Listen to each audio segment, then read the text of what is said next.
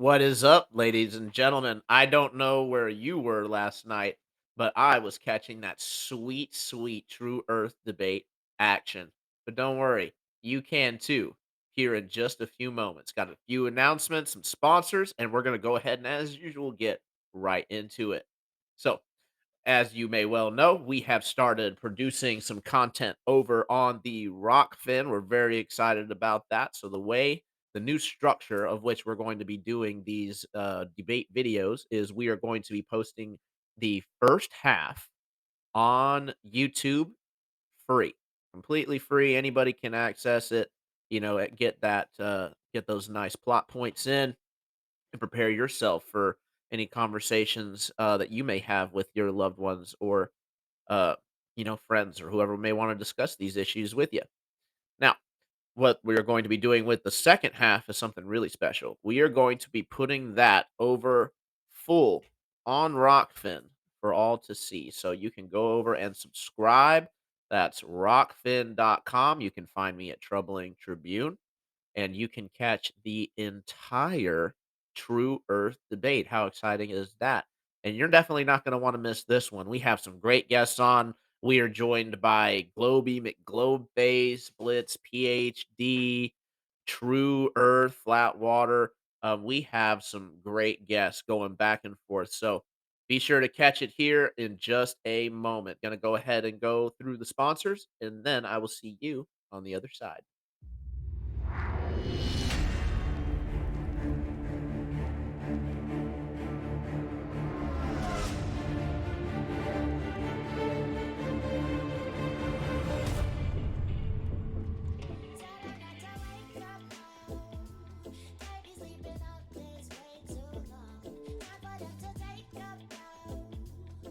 Folks, I'll tell you, if there's one thing I've learned doing these True Earth debates, it's that your brain is definitely a muscle, and if you don't use it, you will lose it. So make sure you get your cranium exercise, your cranium crunches with truthsmacks.com. Their resource page is completely free, and if you check it out, you'll be able to find a myriad of links, experiments, and sources to all kinds of things that the Google and YouTube algorithms often hide. So go ahead and get around it at truthsmacks.com and be sure to pick yourself up a delicious, nutritious, healthy snack, spreading truth one delicious morsel at a time. Use your promotion code SKY to get 10% off your total order today.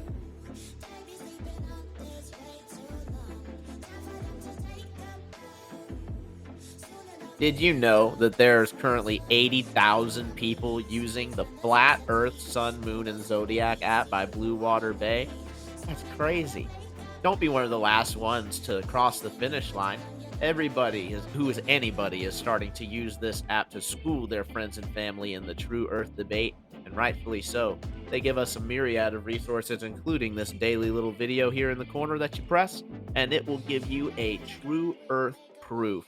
So there is tons of videos out there, and you can bypass the Google and YouTube algorithms by using this app. It's only a measly $3, and be sure to use your promotion code Tribune so they know that I sent you.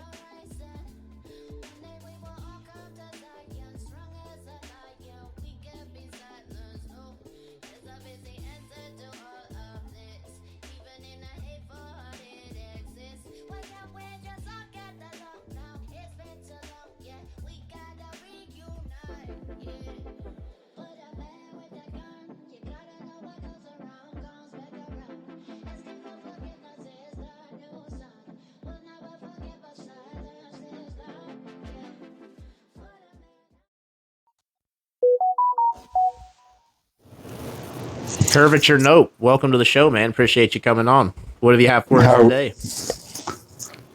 I just wanted to come in for the conversation, see if anybody had some evidence that they wanted to talk about. For sure. So which side do you lean more towards, flat Earth or globe Earth? Level playing. Heck yeah, flat gang. Give me 1 second. I gotta adjust something. There we go. Sorry, I'm still fiddling with this new mic. Oh, yeah. Making light adjustments. All right, we got one more person in here. Young Carl, welcome to the show. Thanks for stopping in. What is up? The sky, my man, the sky, and at this time, the moon and stars. So I appreciate you stopping by. Which side do you go That is for? Flat Earth or globe Earth? globe. I believe in the globe. Awesome, man. Well, welcome to the Yeah. show. Hell yeah. I'm trying to figure out exactly why like people would still want to entertain that idea. Like I don't got a problem, but like are we just having fun or like what's going on? Is it real? Oh, it's definitely real. As I say, I came across this about 8 years ago. And when I first came Did you across have it, like I a head injury or laughed something? at it. I'm sorry. Sorry, continue. Oh yeah, when I first came across it, I honestly I laughed at it. I was like, no way in heck. And I entertained the video. I'm like, okay. And I went to try to debunk it and debunk the flat Earth videos, and I couldn't. You couldn't?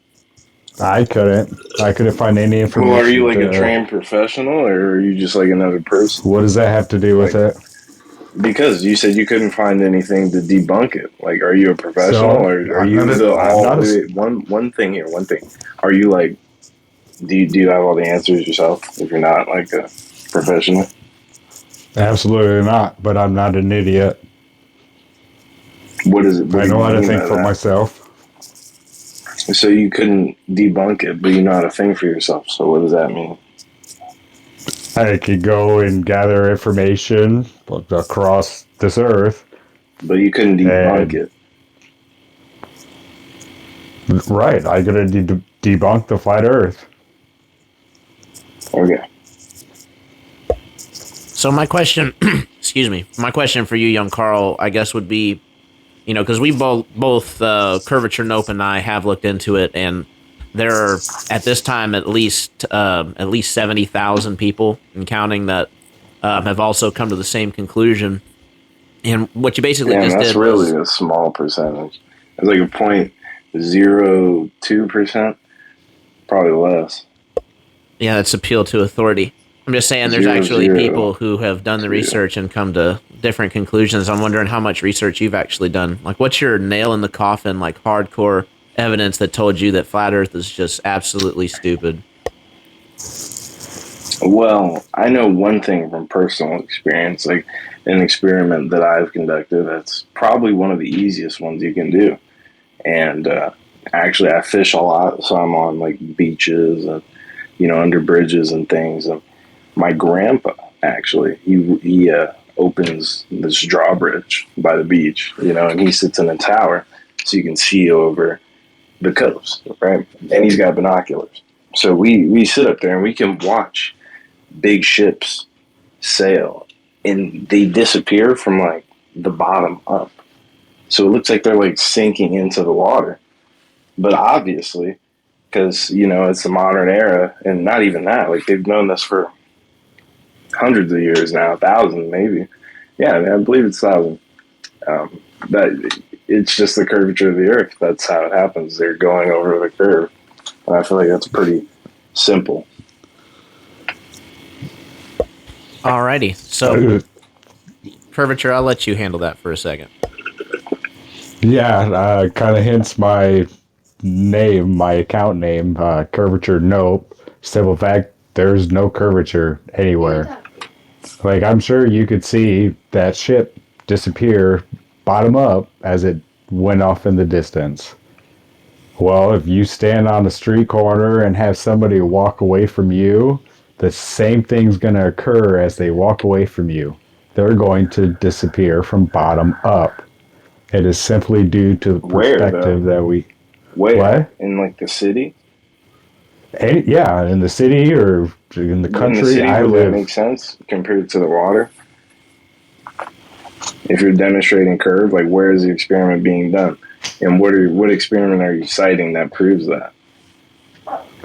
It's simple, basic observation. No, it isn't simple, basic observation because we have science that says the simple, basic observation is what I just told you, not this scenario of a person walking away on what type of plane. It doesn't like what like do you have to prove that?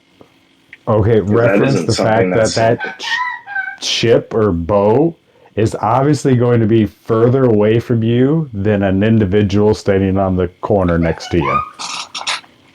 And simply just It would be them the same walking distance. away at even a shorter distance than that ship, they are still going to disappear from the bottom up. That okay? Are you sure? Like this isn't the exact same scenario that because you can't just say that because it's not.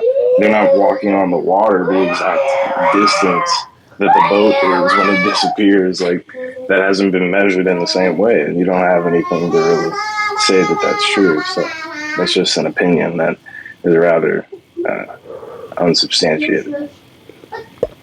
What? Yeah, I mean, you can take the measurements of the ship, to how far is quote unquote ship away from the shoreline, and you can use the curvature calculators and figure out how far that ship will go before it disappears Wait, over hold the on. I just looked at the curvature. background. Are you saying that this is a picture taken from the shore? So this is a picture that's taken from a 1 foot observer height. And this is one of these examples that actually debunks the claim that you're making, which I think is really, really funny.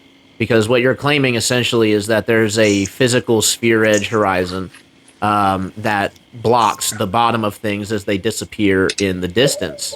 However, if Where'd you get you this picture from? I'm gonna look it up. so Where'd you get the picture from? Do you know? so I don't have the exact source for that. I'm pretty sure that somebody from Flat Earth Debates took the picture. I think it was Nathan Oakley. But you can find the picture that way. It's known as the Black Swan.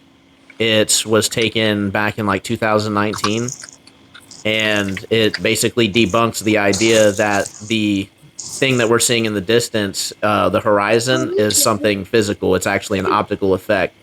So what this does is we're actually able to see a platform habitat 9.41 miles, um, one over here at 6.21 miles. And you can also, if you really pay attention, see the horizon behind even that. And that's again at 1 foot observer height. So if what you're saying is true, and that the Earth is curving at 8 inches per square mile, which is the correct formula for anybody who's prepared to jump on and say that it's not, it's actually been proven to be correct. With that being the case, if that is the case, then a average observer of even 6 feet has about a 3 mile observer or a 3 mile distance that they can see to the horizon. This is 1 foot, and we're seeing over 9 miles. So I'm wondering what your response to that would be.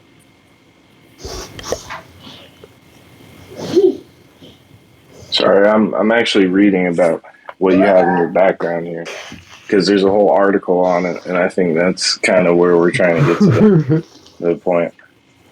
Well, your article is going to say that it's magical bendy light, also known as superlumin refraction. Oh yeah, And they will refraction. Yeah. and then it will back this up by using something called the Walter Bislin Earth Curvature Calculator, where you can basically just slide the refraction until wherever you get it, wherever it needs to be.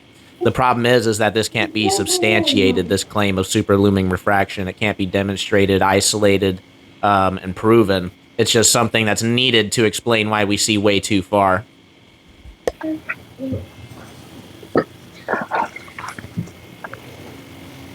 Mommy there.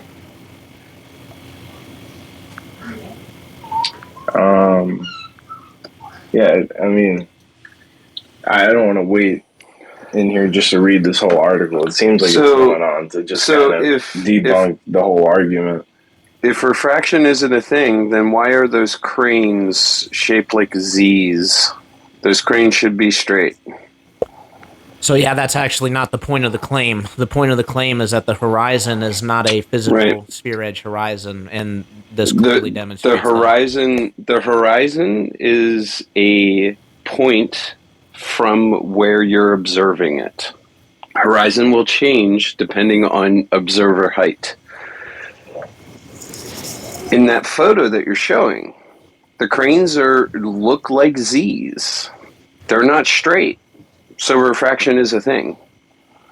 So the photo debunks itself. Yeah, I do see what he's talking about. Yeah. So like you can't claim that behind it is the horizon, but in front of it, things aren't shaped like they're supposed to be shaped. That's not the way refraction works. So here's the thing that you seem to be missing. The claim that the horizon is a specific place is a Glober claim. This debunks that claim. No Glober, no Glober, no one on my side of the fence claims that the horizon is a physical point at all times. The amount that you see, the horizon will change based on observer height. Your claim to living on a ball is all claiming to say. The fact that horizon is going to dissipate. If you live on a sphere, the higher you go, the more you see. The horizon, therefore, the horizon will change. The horizon is in that image, the elevation is not changing. So explain to me how the cranes look like Z's. What is causing the crane to look like Z's? Cool question. It's refraction. It's the light bending. That's the only way that happens. To me, it looks like refraction is that. To me, it looks like heat waves that I've seen over like my car and stuff on a hot day. And I'm not over here saying that light doesn't bend a little bit. However, for light to be bending to the degree that you're saying has absolutely never been demonstrated. Superlumin refraction requires length. It has been demonstrated in nature, and you can see it. We can't demonstrate the same thing that nature is. Listen, I'm not gonna. There's guys. I'm not gonna talk over everybody. There's guys on TikTok that have done it. So I've seen it go like maybe a quarter of an inch, maybe a few millimeters, but we're talking about bending hundreds, sometimes thousands of feet in some scenarios. So why would it be hundreds or thousands of feet? Where 8 is inches per mile squared? Where is the horizon actually been verified to be physical at all? See, we have it to where it's all kinds of changing based on all these different factors. You're saying that there's a physical component to it. I'm saying BS. No. Prove the physical component. I'm saying it's physical in relationship to where the observer is in height. Agreed. It changes. Say that one more time. Say that one more time because it's physical depending on where you are in height. So if you're at 6 feet, it's going to change. If you then go to 30 feet, it's going to change again. If you go to 90 feet, it's going to change. If you go to 30,000 feet. That only happens on a sphere. Patently false, demonstrated in computer programs. Gravity is not real. Electromagnetism. Electrostatic forces actually don't strawman us. That's very, very easy to disprove. You can isolate electromagnetism and electrostatic electricity. You cannot things still fall. You cannot Yes, you can. Okay, yes, tell us can. how, please. Faraday cage. Faraday cage. Does not eliminate the electrostatic. Yes, so a Faraday cage. Scientists, like a they're Faraday cage. Experts, and we're just dumb because we buy what we're taught, bro. You don't get it. See, okay, so what does a Faraday cage do? They just want us to deny the system, which in a way, like, I get. But it's like, bro. Can you spell it? They're not hiding this knowledge If things still fall in a Faraday cage, how do you explain it? Because a Faraday cage gets rid of all of that. Can you spell it for me, please? So things still fall. Bro, this is now I believe it's Faraday cage. It's how you isolate for electromagnetism, any magnetism, any electricity. That's what a Faraday cage gets rid of. Okay, so you don't know. Does not eliminate the electrostatics. What? Here's what if I can come in for a second. here's what electrostatics does. It sets the up and down. It gets more positive as you get away from the Earth, more negative as you get closer to the Earth, and then density and buoyancy takes care of the rest. You know the fascinating thing about gravity. You know the fascinating thing about You know the fascinating thing about gravity is you have to be able to measure density, measure the mass, and measure the radius. No. You've never done that with gravity. You've never ever measured density, the mass, you don't need radius, and the radius of the Earth. You have never done density is just how much mass is in a specific area. No, you have never measured the density and the mass and the radius of the Earth. You don't need gravity to measure density. Have you never measured you have not. So density, you can have two things that weigh the same and have different densities. For you to get gravity, the 9.8 meters squared, you have to measure the mass of the Earth, the density of the Earth, and the radius of the Earth. You don't. You can simply done it. You can simply measure. Why do you think you have to do that, sir? You can simply measure the acceleration when the something 9.8 meters falls. squared is only a agreed upon average. Exactly. And you can use electrostatics. You can use electrostatics. Okay. Do you know what a Faraday cage does? And use acceleration. Do you know what a Faraday cage does? Do you know what the periodic table is? I know exactly. No. The periodic table has nothing to do with any of this. I know exactly what a measurement is. So the periodic table, all of them. Sorry. Okay, so we're just going to talk over each other. Do you guys know what a Faraday cage does? Yes. What does a Faraday cage do? Isolates everything. It cuts out the magnetism, the electromagnetism, magnetism, electrostatic, electricity, all of that stuff. Yes, it does. Okay, so because I've actually done a little bit of research and now I feel like I can adequately talk on the subject, but I didn't want to come in here just saying random stuff, because you guys would pick me apart. Let's just be real. So the problem with the Faraday cage, and the Faraday cage, as you're talking about, Profoto Josh, is simply something that blocks from all electric forces and electric fields. Now, there is a difference between that and electrostatic forces, because electrostatic forces are the forces that literally hold molecules together. The cage itself is made of molecules. Anytime there's molecules present, there's electrostatic forces, and you can't isolate for those. So that's simply not true. Put it simply. So if you put something in a Faraday cage in a vacuum, they still fall at the same rate. And actually, things that wouldn't fall at the same rate due to things like air resistance actually hit the ground at the same time, say like a bowling ball and a feather. Then you also have to go into things that all the different types of magnetism that are out there. We have things that are ferromagnetic, like lead. Heck yeah, bro. It actually repels magnetism. Like, what is going on? Why are we doing this? Why? This shouldn't be serious. Yeah, I don't know why we're getting off topic. It's actually because somebody brought up gravity. So it's actually God, I don't believe it. The thing that you continuously not isolate for, again, because you can't isolate from it, is the static forces between all the molecules. You're simply saying that, thank God that guy's out of here. He wasn't really being productive. Why do things fall at the same rate? Because there's still a giant only floor agreed of upon molecules. average. There's a giant floor of molecules below them. A giant floor of molecules below them. The Earth, yes.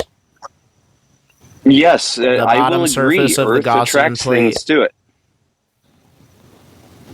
So here's the thing.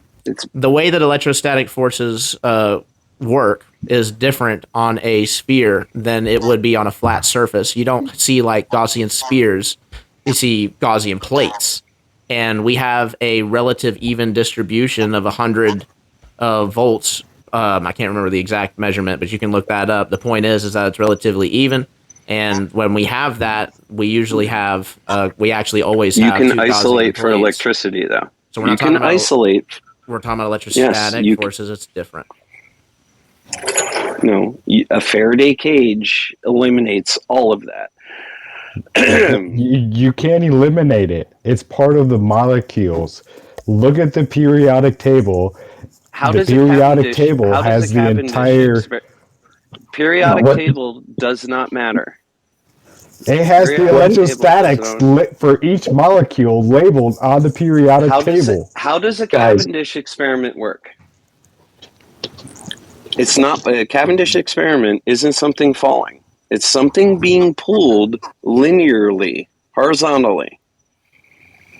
So Right. the thing is with What this, what it should be actually pretty what? easy to yield on this because it's still, in my opinion, and I could be wrong on this. To me, it still kind of indicates a level of mass attracting mass because the mass is molecules and the molecules have an electrostatic force. So the Cavendish experiment can literally work the exact same way, in my opinion. Where I have a hard time getting behind is where it actually pulls everything into spheres on the supermassive level because that's only being assumed. Why? If mass attracts mass, larger masses will have more of a pull. Are you assuming mass attracts mass? Are you still buying into the gravity hoax? I'm not assuming. This has been demonstrated and provided evidence for. So if it hasn't, then how can we calculate? How can we calculate everything we can calculate with all of the gravitational equations? We can shoot a bullet. No, we can shoot a bullet. We can say how far that bullet is going to travel based on gravity. We can jump out of a plane. We know what our terminal velocity is going to be. We can go into a vacuum. We can drop anything we want to drop. We can calculate how long it's going to take to hit the floor. Why does it always work out with all of these equations that include gravity in it? No, electrostatics works out just fine. Okay, so what's your equation for electrostatics? For you, because all the equations include for G. you to assume gravity, you have to measure the radius of the Earth, 39. No, you don't. Yes, no, you don't. Everything mass attracts mass. The radius. So if we do a Cavendish experiment, why do we have to account for the radius of the Earth? Sorry, guys. Mass attracts mass. You know, Newton said he wanted nothing to do with innate gravity, and Einstein said that you cannot tell that the Earth moves. So he came out with the theory of relativity, which is actually gravity, to prove it. But he says you couldn't see motion of the Earth. Einstein built on top of Newton. Newtonian gravity is still a thing. So if you're saying we have to know the radius, Newton wanted nothing to do with innate gravity. No, that isn't true. That isn't true. In his writing, I have it. That isn't true. I'll learn how to share things with this good gentleman. So your claim, you made a claim, and then went on a soliloquy. That's fine. You said we have to know the radius of Earth to calculate gravity. You said we have to know the radius of Earth to calculate gravity. You do. Where is the radius of Earth needed in the Cavendish experiment? You have to have. I'm not talking about Cavendish. I'm talking about your gravity. Wait, Cavendish is an experiment that is used to provide evidence for gravity. I'm talking about your gravity. No, you need to have the radius of the Earth. You need to have the mass and the density so you're ignoring, to determine gravity. No. I'm just saying you're just ignoring what I'm asking you. You're just ignoring what I'm asking you. You said I'm not talking about Cavendish. I'm talking about something else. I can't prove something that doesn't exist. Gravity does not exist. Cavendish is an experiment that provides evidence for mass attracting mass. No, where do you need to have? If you believe where Cavendish, do you need to have the radius of Earth in the Cavendish experiment? Everything that Globers want to do depends on 3959. Your Earth curve calculator depends on 3959. What does that have to do with gravity? Everything you guys do on a globe. I asked a very specific question. I asked a very specific question. Never proved Cavendish experiment. So you're just going to ignore my question because you know you made the answer. You made a statement. You made a claim. You made a positive claim that you need the radius of Earth to determine gravity. Please explain what you meant, because I'm confused. Please No, you explain. have to have for everything with land surveying, with density, with everything with gravity. You have to deal with your radius of 3959. So you're not going to be specific. If you can't deal with it, it's not my fault. It's your fault. Can you be specific, please? Because I want to learn. I want to learn here. If you're a glober, you be specific about your 3959 claim. You just made a claim. Can you be specific or not? Because we'll move on, and you can take your L, and we can move on. No, I'm debunking your claim of 3959. You've never by saying you need the radius to prove gravity. I'm asking you to clarify. Can you clarify your statement, please? You have dug into the Earth 7.6 miles, and it took 20 years to do it in Russia. And you claim now you're going to gish gallop 3959. So now you're going to gish gallop to digging holes in Russia. Please explain why gravity. That's the only thing you've done. That's the only thing you've done. You've gone 7.6 miles down, and you tell me the radius of the Earth is 3959, and the circumference is 24,901. That's what you tell me. A flat earther confirmed the radius of Earth a few weeks ago. No, he did not. Give me a break. He certainly did. Give me a break. I'm going to jump in for a second because I want to make sure that we can not talk over each other and everybody can be heard. Also, True Earth, I get the sentiment of what you're saying, but to kind of address the question specifically, in my opinion, the 9.6 meters is simply something that's reverse engineered. As people say, gravity is not something that we invented, it's something that we discovered. And there's a little bit of truth to that because that's simply the agreed upon average for the drop rate. All of the math for the bridges that we build and all the terrestrial stuff that we do based on gravity is literally just that agreed upon drop rate average, which, again, we don't really know the cause of. You're asserting that it's simply mass attracting mass, and the flat earthers are now trying to assert that it is more electrostatic forces, and more specifically that we're living between two Gaussian-like surfaces that's transmitting this gradient of electrostatic force.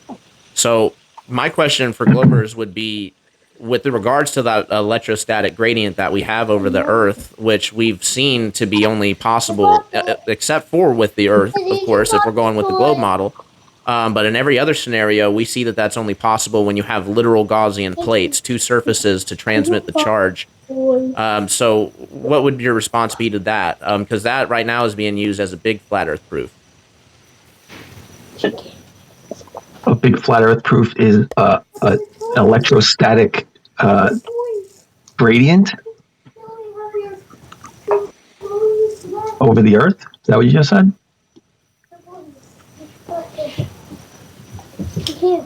That's what keeps the clouds in the sky.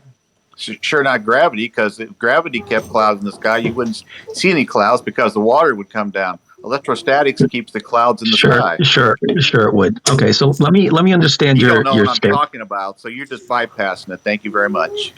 I don't know what you're talking about. You just said the clouds would fall if gravity was real. Did I just hear that right?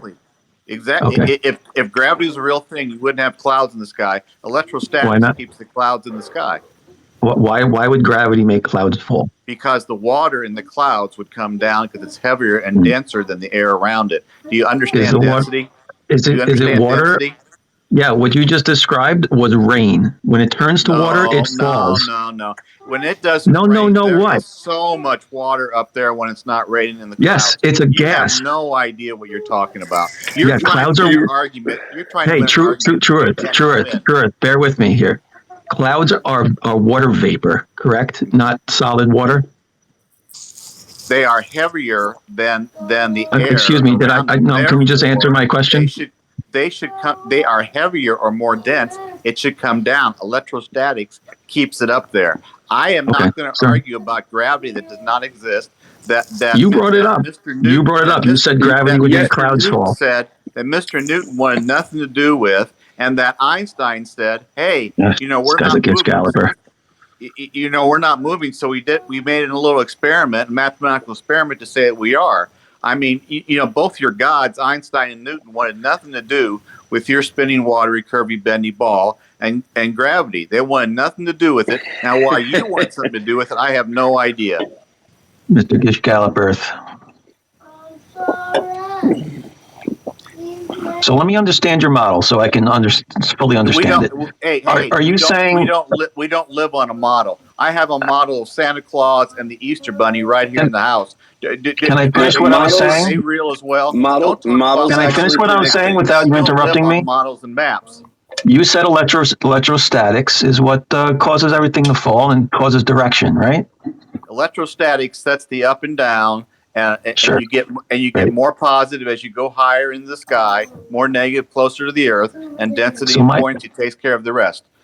So my feet are on the ground. It's all about acceleration down to Earth, and that's what it's all about. Gravity does not exist. Newton came up with it to Dude, stop. Let's have a conversation, please. One topic at a time.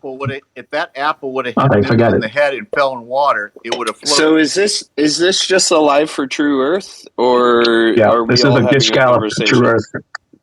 Good Lord. You guys, I eat your script for dinner. Your Globers, I eat your script for dinner. No, you don't. This is what typical flat earthers do. You Gish Gallop and then claim victory, and you said nothing. I'm a True Earther.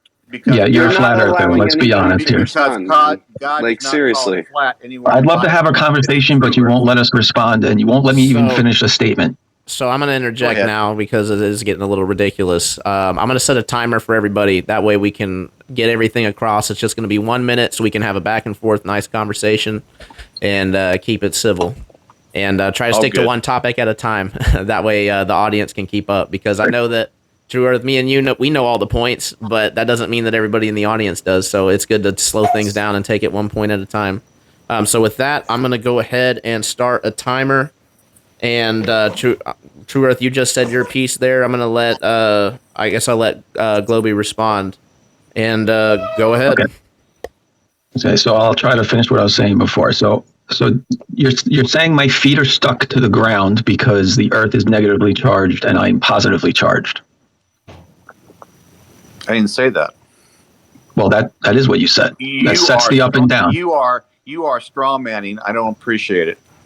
I said before, I'm trying to understand your model, and you interrupted me as I was trying to understand it. So explain. You said something that I didn't say, and I told you we don't live on a model. We experience the Earth that we live on. We do not live on a model. I reject the word model, and I wish you'd stop using it, because we don't live on a model, because I have a model of Santa Claus and the Easter Bunny. Oh my God, you're going to go into Santa Claus again. Okay. True Earth, explain to us how electrostatic works and how it makes us fall or rise. How does electrostatic make me fall out of a plane and a helium balloon rise, or a hot air balloon rise? Explain all I'm trying to in understand. your own words. Right. What you just said, fall out of a plane, is so easy. I wish you'd understand it. That's where density comes in. You are heavier than the air, denser than the air around you. The helium balloon is less dense than the air around it, so it rises. How's that? So not electrostatic then? It all goes together, but the easiest way to explain falling out of a plane and going up is the medium that is going up or down is either more dense or less dense than the medium around it, which is what Globy was asking earlier, you said it was electrostatic. What Globy was asking earlier, you are straw manning again. No. Please, this is a useless conversation. Okay. Please stop it. Globy was asking for clarification because electrostatic was mentioned. You agreed with it.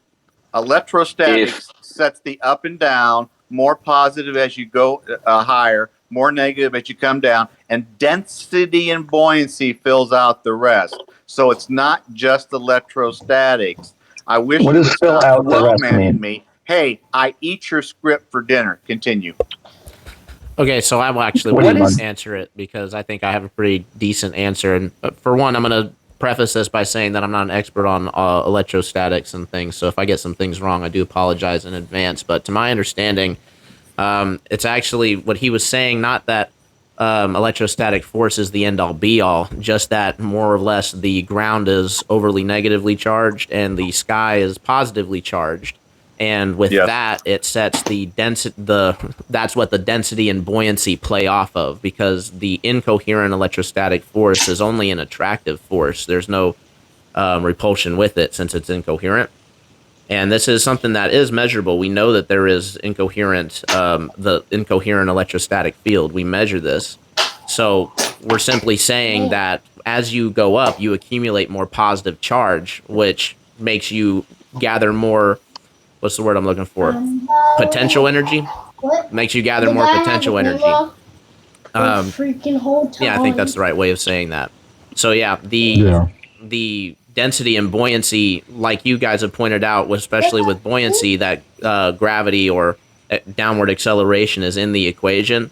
I think that's absolutely correct. That downward acceleration is created by the electrostatic gradient that we have over the Earth that we can't isolate from. So again, that the positive and negative is driving the direction. Yeah. Just as downward vector. Thank you. That's all I said before, and then I was yelled at that I was strawmanning someone. Okay, did I yell at you? I apologize. I'm sorry. So, well, you interrupted several times, but so what's keeping my? Can I get a specific answer? What's keeping my feet on the ground?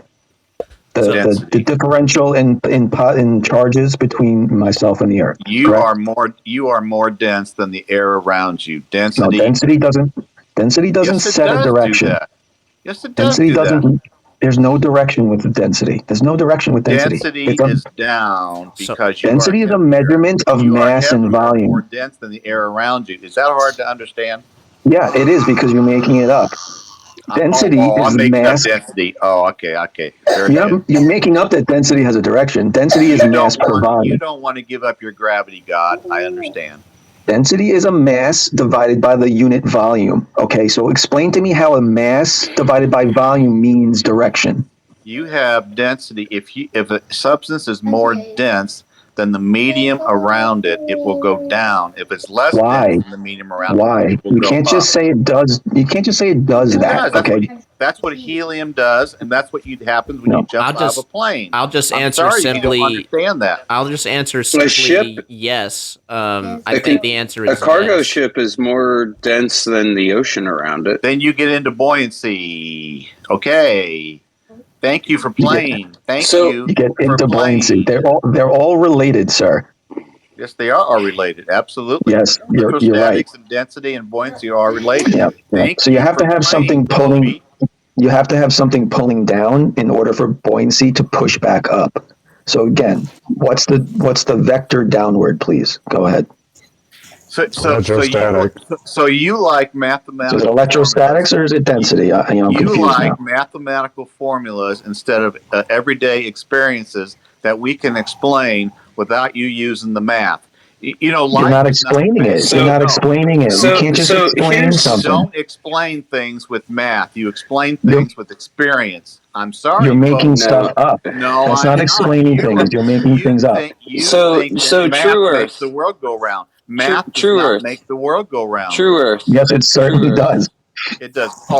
Math makes the world go round. Oh, wow. True Earth. Math explains the world. Wow. True Earth. Do you agree, True Earth, do you agree that you can have two items of different density that have the same weight? Two items that have the same density. Two items that have a different density, but they weigh the same. Don't know. Give me a couple examples. Can you have a piece of gold? Can you have a piece of gold and a tennis ball that weigh the exact same? If they're the same size, obviously not. One is more dense than the other. No, that's what I'm saying. They're two different densities. Can you get a tennis ball and a piece of gold that weigh the same? If they're the same size, no. That's not my question. Is it possible for a tennis ball and a piece of gold to weigh the same? If they're the same size, the answer is no. Oh, Jesus Christ, man. You're being so disingenuous. You're going to have to make that tennis ball awful Is it possible for a speck of gold and a tennis ball to weigh the same? This is maddening, man. If you get a small enough piece of gold, absolutely. Okay, so where does the weight come from? How do you calculate the weight? Put it on a scale. Is that difficult? Right. What does the scale measure? It doesn't measure gravity. It measures weight of the thing. It absolutely does. It doesn't weigh It measures gravity. newtons. Give me a break. It measures newtons. It measures newtons. Newton wanted nothing to do with innate gravity. It's in his brain. Oh, here we go. Here we go. Oh, I see. You cite Newton, but then I tell you he didn't want anything to do with it, but you still So cite. how do you calculate weight then? Please tell me how you calculate weight. How do you calculate weight? You use electrostatics, which sets the up and down. More positive as you go up, more negative as you go toward the ground, and density and buoyancy takes care of the rest. Just because you want to protect your gravity god, which protects your not protecting god, anything. I am asking you questions. Your gravity god. How am I protecting anything? You couldn't even answer. Your globe god. That's okay. It's okay. Your explanations are falling apart. That's the problem. Your explanations are falling apart. No, it is not falling apart. You can't describe. You can't calculate anything. Ridiculous. So let me ask you a question. So you know what a density tower is? Don't care. You don't care. That's perfect. That's exactly the flat Earth response I was looking for. You don't care. Seriously, I don't care. I tell you what. I know you don't care. You don't care because you're not searching for truth, are you, True Earth? I tell you what. You tell me Benton Harbor, Michigan, across to Chicago, 62 miles, 30 feet observation height, should be 2,038 feet worth of curve. The Willis Tower, the Sillers Tower. You're using the wrong calculation. But when you have it was 161 feet in the air. All of Chicago, you don't have a bend. You don't have a ball. Okay, hold on. You're gish galloping again. You're gish galloping again because you've been caught in your stuff. Okay. You have mathematical formulas, and I have. Do you know what 8 inches per mile squared measures? Do you know what 8 inches per mile squared is a measurement of? It measures your globe. No, it doesn't. It measures the drop. No. It measures the drop from a tangent. If you take a basketball and put a ruler on top of it, it measures the drop from the ruler to the ball. It does not describe what will be hidden. It does not describe what will be hidden. It is not a measure of curvature. It is not a description. No, it isn't. Claiming it is only you protecting your flat Earth God. No. You're protecting your flat Earth God. No, saying you don't care. Around on you. That 8 inches squared is based on a radius of 3959. It would be different if you came up with an imaginary different radius. 8 inches per mile squared turns into a parabola. Hey, guys, thanks parabola. Thanks for playing. No. Thanks for playing what? So I can science that actually.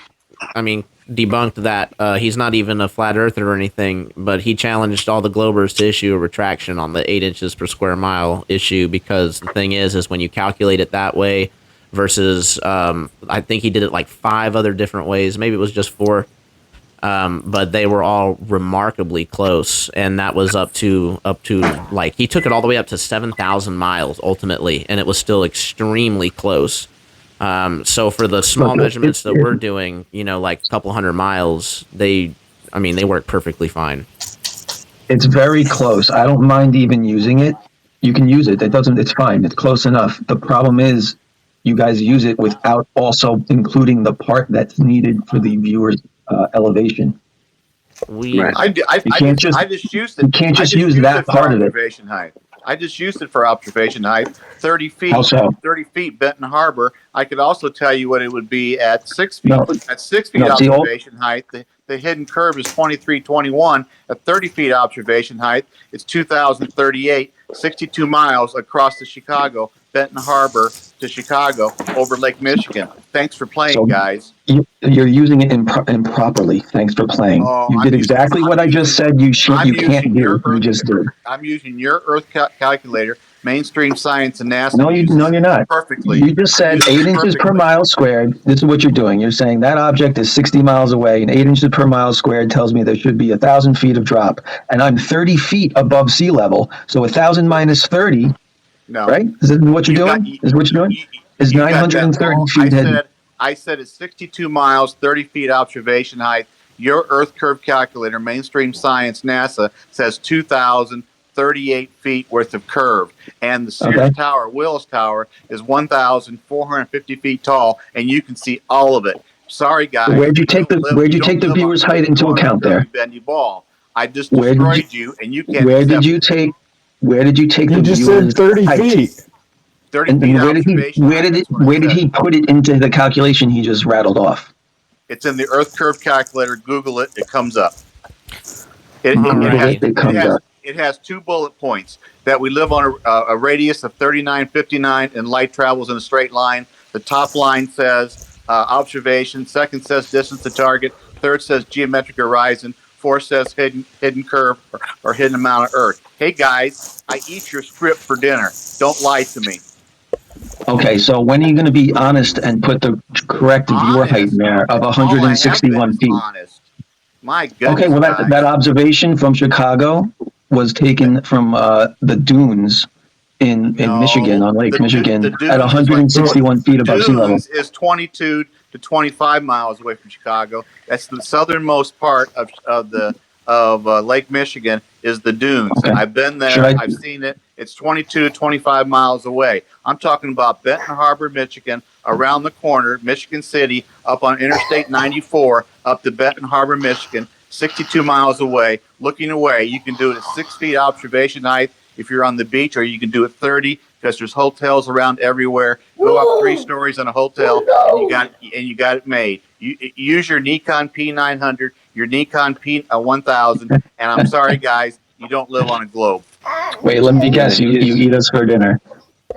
I eat. Yeah. Oh, thank you. Thanks for playing, guys. All right. Well, you didn't finish with your signature. You didn't finish what your signature saying, so I was confused. All right, let me jump in. We're having a lot of fun. I appreciate it. I have 3 guests in the guest box. I love talking measurements with Globers. Measurements with Globers. Wait. Before you remove us all or whatever you're about to do, if you'd like me to answer his Michigan question, I can show in detail why he was just completely wrong. Nope, I'm not. How do you discredit the guy who jumped in a boat and sailed across the lake and kept the skyline in observation the entire way? Skiba. Exactly. Skiba. Why do I have to discredit it? It perfectly works on the globe. No, it doesn't. Right. Don't lie. Did you see? Don't lie. Did you see?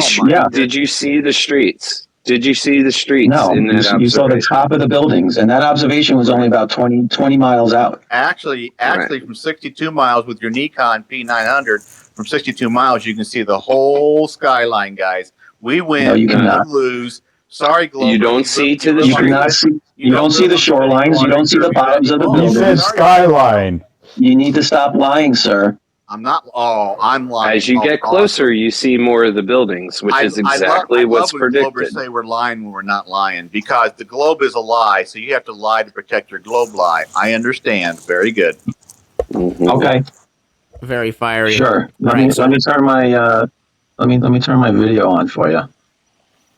I was only going to turn my video on now. Thanks. I was going to pick 1 Glober and 1 Flat Earther to get out, and then I was going to let 2 new people in. So, I'll let y'all decide. I kind of want True Earth to at least be able to rebut, though. Just are we looking at a map here? I hate to cut a conversation. Okay. Yeah. You can cut me off anytime you want to in the future. You're more than welcome to. So here's Warren Dunes. Sure. Mm-hmm. That's where the picture was taken from. And the elevation of Warren Dunes is 161 feet. I want to see Interstate. I want to see Interstate 94, and I want to see where we're at. I'm going to measure it for you. Okay. There's Chicago. Warren Dunes. Benton Harbor is more north. 54 miles. 54 miles. Benton Harbor is more north than that. You're being disingenuous now. Benton Harbor's up here. So what? The picture that was taken, the famous picture, was taken from Warren Dunes, right here. The picture from Nowinski, yes, that was taken from there. I'm talking about Benton Harbor, Michigan. I've never seen that picture, so I don't know what picture that is. But this one was taken from 161 feet above the lake. That's why you can see Chicago. No, most of it. No, that's what Tom Coombs tells you, the meteorologist out of ABC 57 in South Bend, the Indiana. photographer said it himself. He's the one that said it was a mirage. Thank you, Tom. I've talked to Tom. Tom gave me the Apollo moon landing 11 was fake, but he wouldn't give me anything else. Yeah, you totally talked to Tom because Tom knows.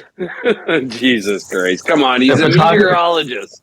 Tom is telling us that it was a mirage. Warren Dunes State Park rises as much as 260 feet above the lake.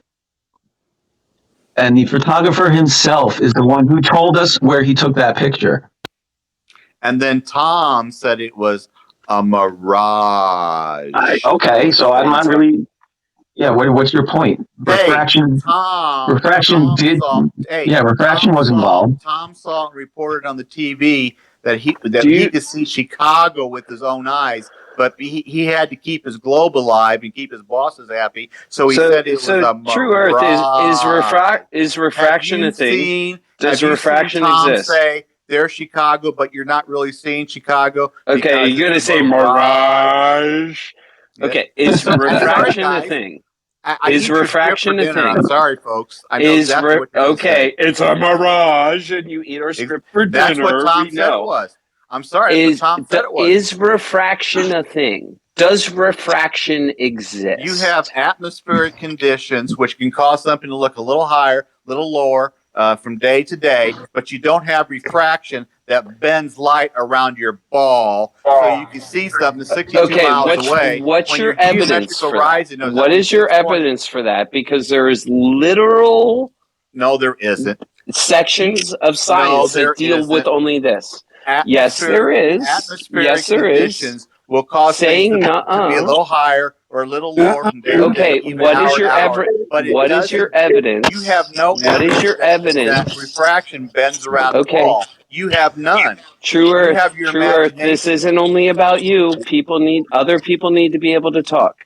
What is your evidence that refraction only causes it to be a little higher or a little lower? What's your evidence? Because we could actually... You made a claim that you can see Chicago 62 miles away when the Earth curve calculator says... you can actually do it without refraction. From that distance, it is possible. 62 miles away. You can't. From that distance... believe in refraction around the ball. There is no refraction around the ball. There is no refraction around your ball. It is not. Holy shit. Do you ever stop talking, my friend? No, Holy crap, this is maddening. Because I love listening to you guys, because I know exactly what you're saying. No, you don't love listening. You love fucking talking. Jesus, you talk too much to listen. Shut up. Hey, go ahead and start using the F word and shut up when you're losing an argument. I love it. Only because it's... Look, Globey and I will talk all day and listen all day and be as civil as possible all day until you just start going on a soliloquy. This isn't only about you. This isn't about you eating our script for lunch. Dinner. Listen to what we're saying. Whatever meal you want to have our script for, listen to our script before you eat. You'll get a stomachache otherwise. I've heard it. You'll get a stomachache otherwise. Refraction does not bend light around the ball. It is 100% possible to see parts of the Chicago skyline from what Globey was showing you at that distance with very little refraction. Refraction is always a thing. I put no refraction. No, zero refraction. This is where the photographer was. This is the distance to Warren Dunes. This is the target size of Sears Tower. This is how much you should see of Sears Tower from the dunes. And Tom Coombs said... showed us a picture. Anything else? Tom Coombs showed us a picture that we could see all of Chicago, and he explained it away with the mirage. Did you see to the road? Did you see to the road? So you're answering. Wait. So you're responding. No. You're responding to me, showing you the math, how it matches the picture we see. You love math, and you're referring to another person saying something that's meaningless. Tom Coombs showed a picture from the state park that showed. And you're going to repeat yourself. He said it was impossible. It had to be a mirage. Tom Coombs showed the picture that Tom Lewinky showed. I'm sorry, guys. I'm sorry. Here's the picture from the boat.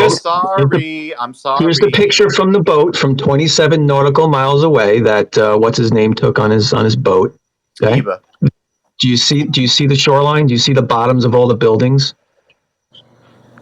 Do you see anything? Do you see all these buildings? No, you don't. You know why? Because it's being blocked. Take into account wave obstruction, and maybe we can talk.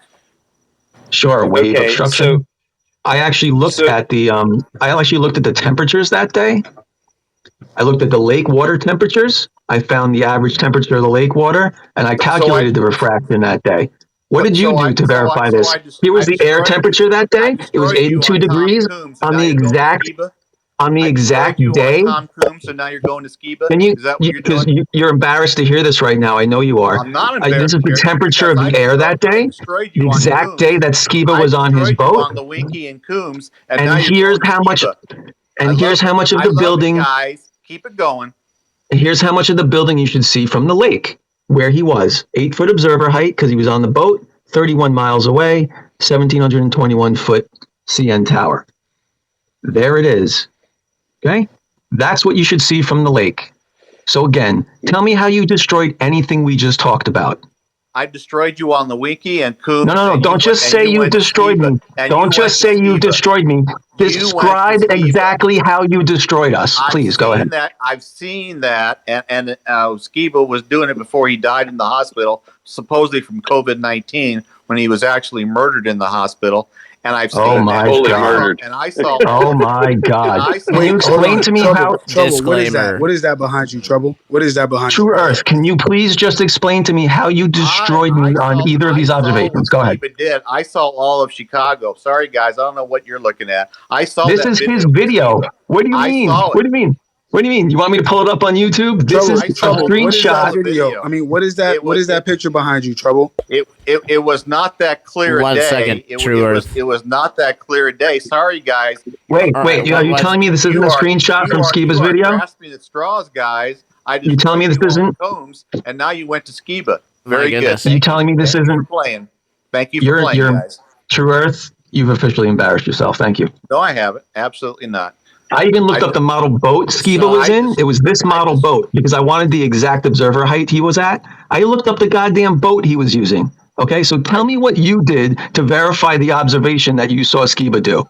I watched the video and it was very clear. And you've done nothing. You watched the video and you just agreed with what he was saying without verifying anything yourself. It was not a very clear day. It was very hard to see, and you were also looking. Thank you for playing. I eat you for dinner, lunch, and breakfast. Thank you for playing, Levy. There you go. Hey, I destroyed you on the How so? Be specific. I destroyed you on Coombs because he said it was. I'm still waiting for you to tell me how you destroyed me. Please be specific. Because Combs showed us all of Chicago, and then he had to turn around and say Mirage. He didn't. He did. His picture from that state park showed all of Chicago, and he called it Mirage. This is fiery. Don't lie. Do not lie. So this is fiery and troubling Tribune. I like it. Get my blood flowing. Right. It's real fun. So true. Before we move on, True Earth. Before we move on, Profoto, hold your thought. Love is Louder. Welcome to the show. Thanks for being patient. I seen you in the guest box for quite a while. I still have to pick a Globy to switch out. So Profoto, Globy, I'll talk amongst yourselves in a second. But Love is Louder. Just to explain the picture behind me real quick. This is the Black Swan picture taken from Flat Earth Debate. I believe Nathan Oakley took the photo. Correct me if I'm wrong. But the observer height was 1 foot. The distances are as follows. You can see 6.2 miles there on the which side is it for you guys? Right side, and then the 9.41 miles for the one on the other, and then you can actually see the water line actually behind that. So this is one of the big debunkers of the physical horizon. This shows that it's an optical effect. So I'm happy to jump out. Globy is way better for your channel. He has a much bigger following. But I want to ask this one question to True Earth. But I'm angrier. Yeah, true. I want to ask this one question to True Earth, and I'll let Globy handle it. True Earth, if you believe the Earth is flat, how do I you don't believe the Earth is explain? flat. The Earth is not a spinning, curvy, watery, bendy Okay, ball. if you don't believe Mount Everest the is Earth is 29,000 feet. The Oh, base is Jesus 30. Christ. Are you going to let There's me 30. ask my There's question, or are you 13 just going to go on miles. your It's not soliloquy? flat. Sorry, guys. You fucked up, Josh. Okay. You fucked up, Josh. Jesus. You opened the door for him. Jesus Christ. So if you don't believe the Earth is a spinning, swirly, twirly ball of water hurling through space with Mount Everest on it, how do you explain an observer in Australia and an observer in South Africa all seeing Sigma Octantis at the same time? The southern pole star. 90% of the population on this good Earth lives in the northern latitudes. Okay. 10% That wasn't my question. latitudes. That How wasn't do my you question. know? Did you read that somewhere? Did you read what you No, just said somewhere? Globy Have you actually been there? did the Have you been there? experiment himself. Sigmund Globy Octanus. actually Oh, did the man. experiment himself. Have you seen it? Yes, I did it Yes, myself. Globy did. Was Globy there? Was Globy there, or he just read it somewhere? He did it live with two people. Let's see it. Let's see it It's then. fake. It's fake. Let's see it then. I I don't can want to show you hear the video. You words. think I didn't post it? I have the whole video. We can watch it. And troubling with that, I'll let you bring in another Glober. I'll let those guys hash it out. Thanks for having me. Thank you, Josh. Absolutely. Take Thanks care, for guys. coming on, man. Yep. All right, so Levy, is it Levy? I don't know what to call you. True Earth? Do you want to watch the actual thing where the photographer says himself where he was when he took the photo? Or are you going to yell now onto that as well? You have two things going on here, buddy. There he is. There's the photographer. I've ever had a chance to see it. Top of the dune over here. The top of the dune over here. Of early philosophers that the world is round, or is it a mirage? What's wrong with my speakers? It's right, really easy, right through here. We climb the dunes to find out. Here. We climb the dunes to find out. A mirage is a case of atmospheric refraction, and it's caused by the fact that... And this guy goes into mirages and stuff. That was the photographer himself saying he was at the top of the dunes when he took that picture. So I don't want to hear about the reporter. And then Mr. Tom, the meteorologist, showed us the full skyline of Chicago and said it was a mirage. That's why you couldn't see the full skyline of Chicago. That's what he said on his network. He showed us all of Chicago. What is your point? It was a mirage. You're quoting a meteorologist when I'm showing you the photographer's own words. Is the guy who talked to Nowicki. I'm sorry, folks. Yeah, Nowicki. I just showed you Nowicki's voice saying he was at the top of the dunes when he took the picture. Then I showed you the math. Then I showed you the math. The exact math. Tom is the exact math. It doesn't matter. The exact math that verifies what the photographer said he saw. Back on TV, showed us the skyline of Chicago, and then said it was a mirage. I'm sorry, folks. I'm sorry. Yes, the amount of refraction. Be disingenuous. Be dishonest. I don't. That matters because if it wasn't a mirage and he saw it, and maybe he didn't see as much as he probably should see, he saw all of it. You should say it's a mirage. If it's not a mirage, why are we telling people it's a mirage? It is refraction. You saw more of the city than you should see. Okay, based on just the math alone, you saw more of it, but you still didn't see all of it. Okay, that's the difference. Cool. It's not a mirage. It's not a mirage. When he says mirage, listen, guys, when he says mirage, he's talking about refraction. He's talking about light bending. He's not talking about. Hey, he's not talking about there's nothing there around your ball. Hey, show me anywhere that light bends around your ball. So look, I don't have to. I already ate your lunch. Yeah, so look, I want to see where light bends around the ball. So look, I just showed you. Chicago's picture from Michigan is showing you that. Hold on, bro. Hold on. You are saying that light is banging around the ball. Hold on. True. So it's not what we see. It's what the mirage says. So you're telling me not to trust my eyes, and you're telling me to trust science. Thank you very much, guys. I would rather trust my eyes, what I see through empirical evidence. You should. Then you should see all of Chicago. Sorry, If you guys. see just the top half of it from the dune, you should see all of Chicago, and you don't. Yo, let's just think logically, though. Let's just think logically real quick. Let's just think logically one time. Truth. Hold on real quick. I don't want to cut you off, Truth, but let's just think logically one time. If we're looking at this thing and we shouldn't be looking at it, right? You're telling me that's a mirage. Okay, cool. What's a mirage? Light bending over the curve, right? Right? Not quite, but go ahead. That's not. No, okay. it's not. Well, explain to me what refraction is then. Ask a Globey what it is. I know refraction happens with atmospheric conditions, but Globies think refraction protects their ball by bending light around their ball so they can have their ball.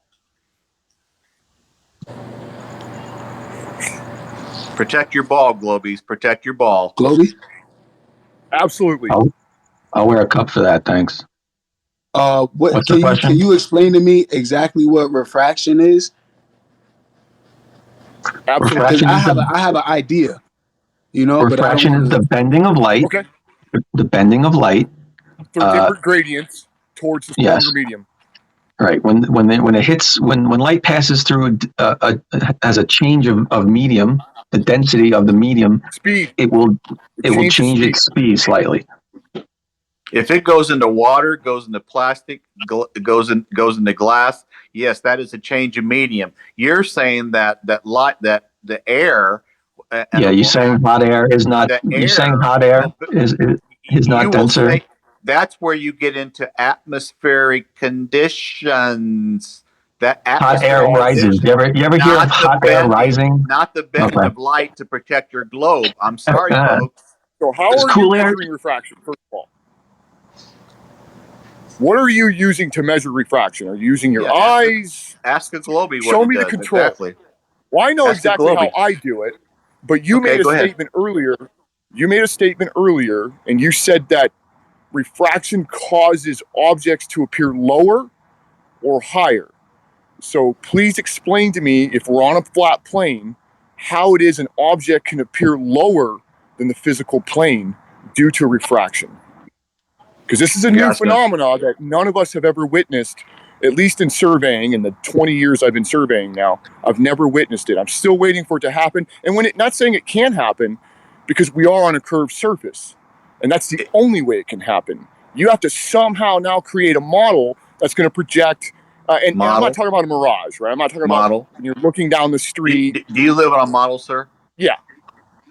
You live on a model. Okay, thank you. Do I live on a model? Thank you. I appreciate. So that's the model that we use, because that's the data that we've collected, and that's consistent with everything. So far, we haven't found anything with a flat Earth that's going to work for us.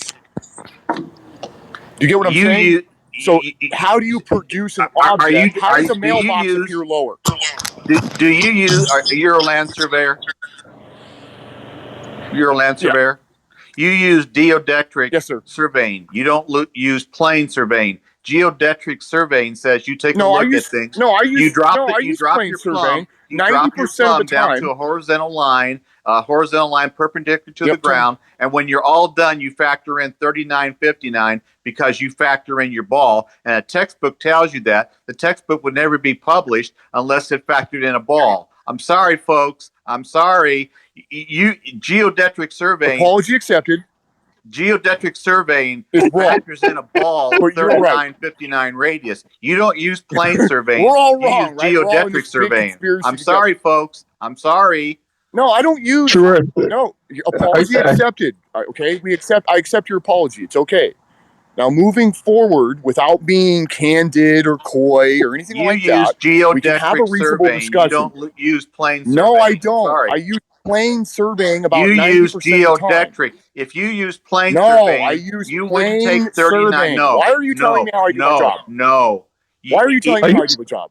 Are you telling this guy how he does his job? This is what I want to understand. I have talked to people from your couch.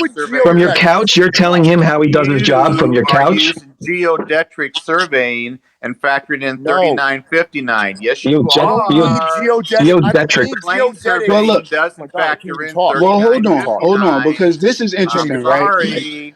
Baron, what's I'm going on with you, buddy? sorry. How you What's feeling, happening, buddy? man? You all right? I'm good. My Yeah. boy Baron, man, that's my guy. So look, right, this is the thing, right, and this I always have these conversations with you, man, because I find it very interesting, man. Like I said, I think you one of the only like just level-headed people in this space as far as like globe is concerned. Thank you. But when Appreciate we that. when Are you we Yo, speak, saying I'm standing right Are here, you dude. saying Literally globies are standing level right here. headed?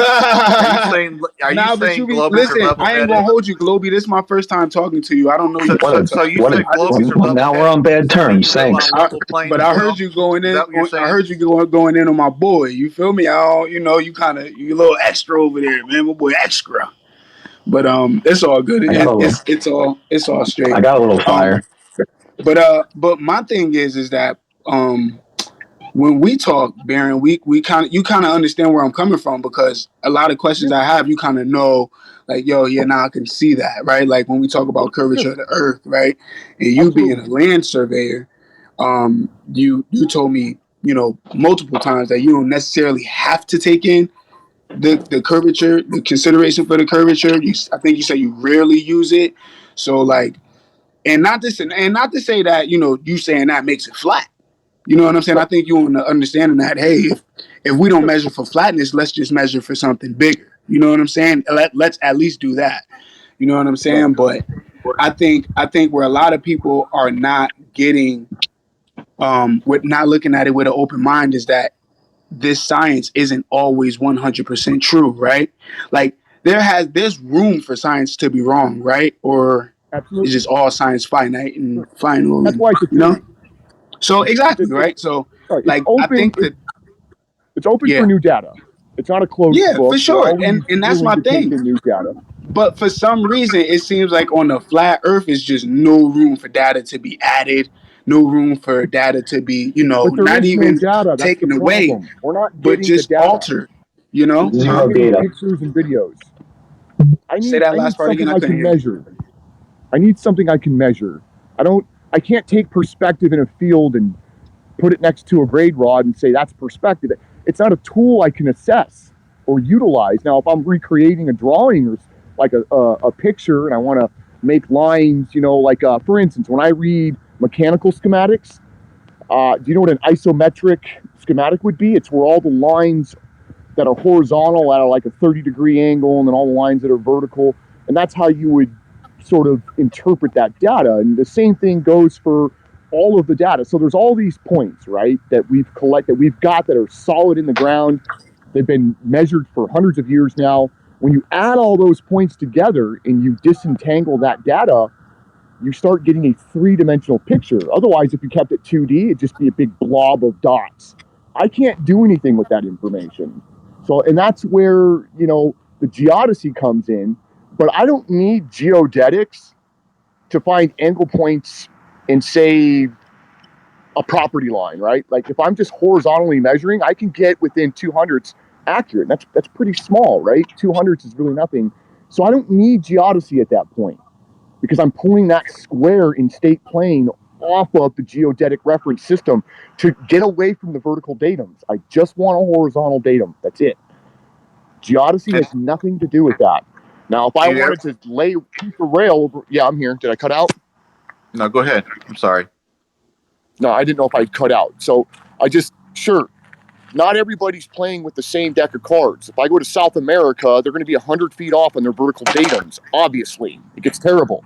But when you start referencing Mount Everest being the highest peak, if the Earth were flat, I could pull right over from Chimborazo Peak in Ecuador, and Chimborazo Peak should not be taller than Everest, correct? I don't know the answer to that. I'm not gonna lie to you. So it's a volcano in Ecuador.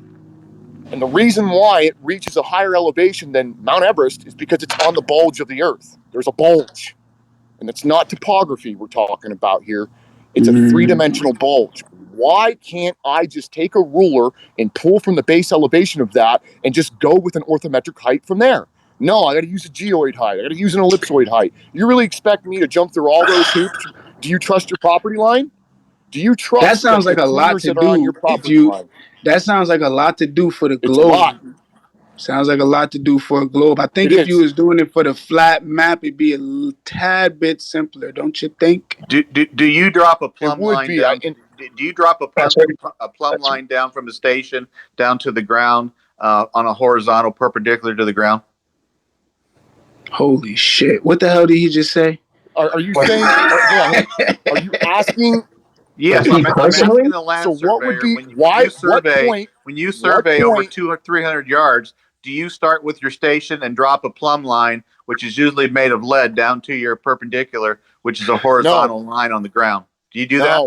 Why don't you do that? Why don't you do that? Why do I need to do that?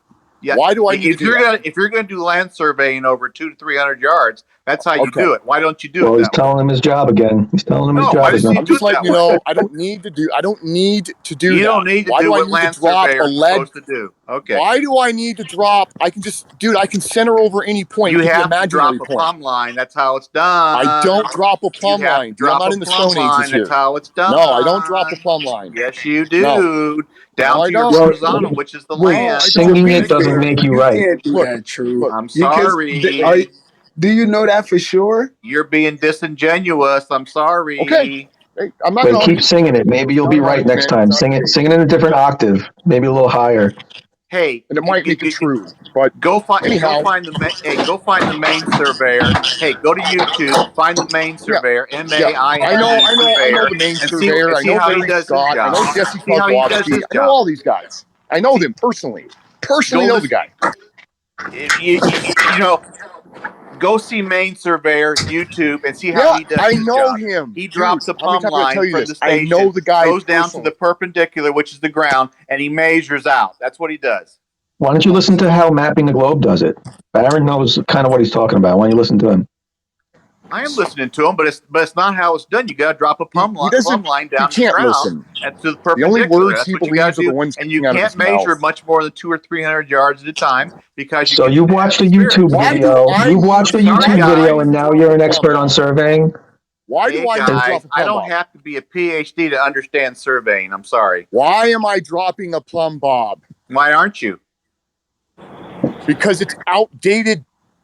It's not Yeah, why would working. he use a Why plumb would I bob? tie a string And out of When a are you set of supposed to legs use and you're that being thing? with a lead ball? disingenuous because you say you use the plane surveying. You don't use plane surveying. You use geodetic surveying, No, I use plane surveying, dude. which relies Dude, on if I'm 39, construction 59 for staking, miles of the radius. I'm Oh sorry for man. that. Pause. all right, Sorry. Pause all for right. a second because Apology accepted. I want to understand this point a little bit better.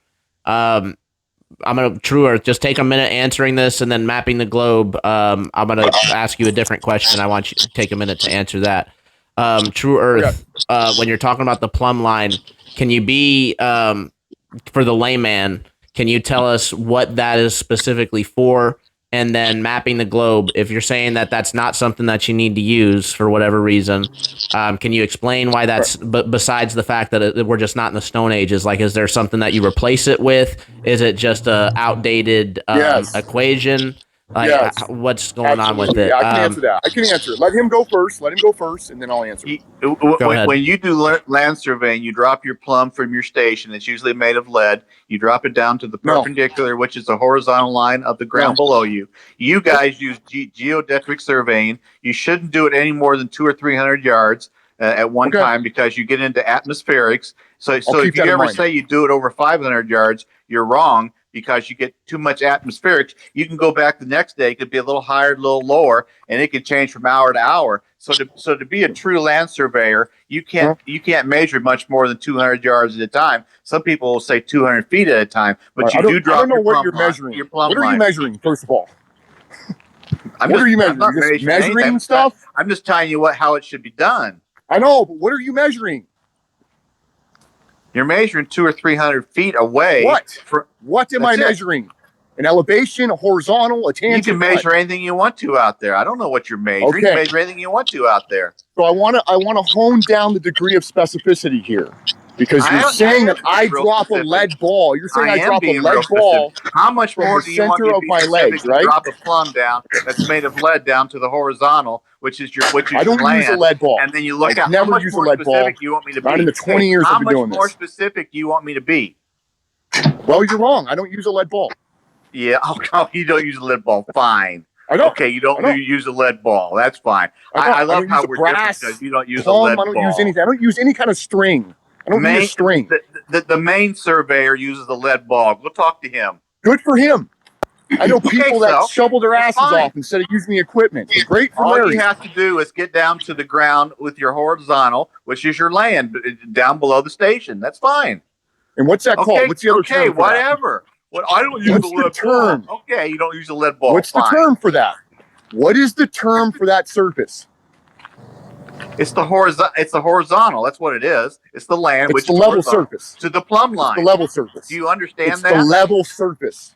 Horizontal level is the same thing. I'm sorry. No, it is not. Level no, it's not. Hey, look up synonymous. Look up synonymous to level. Hey, look up horizontal. Surface is synonymous to the dictionary. The horizontal tangent is the projection that I'm making. Look up level and tell me if it isn't synonymous with horizontal. Go to your dictionary and do it right now. It's not in the terms you use. I don't know what kind of fascinating game you're playing here. It is synonymous. You are trying to win an argument you cannot win. Dude, I don't need to win the argument. It's not going to change how I do my job.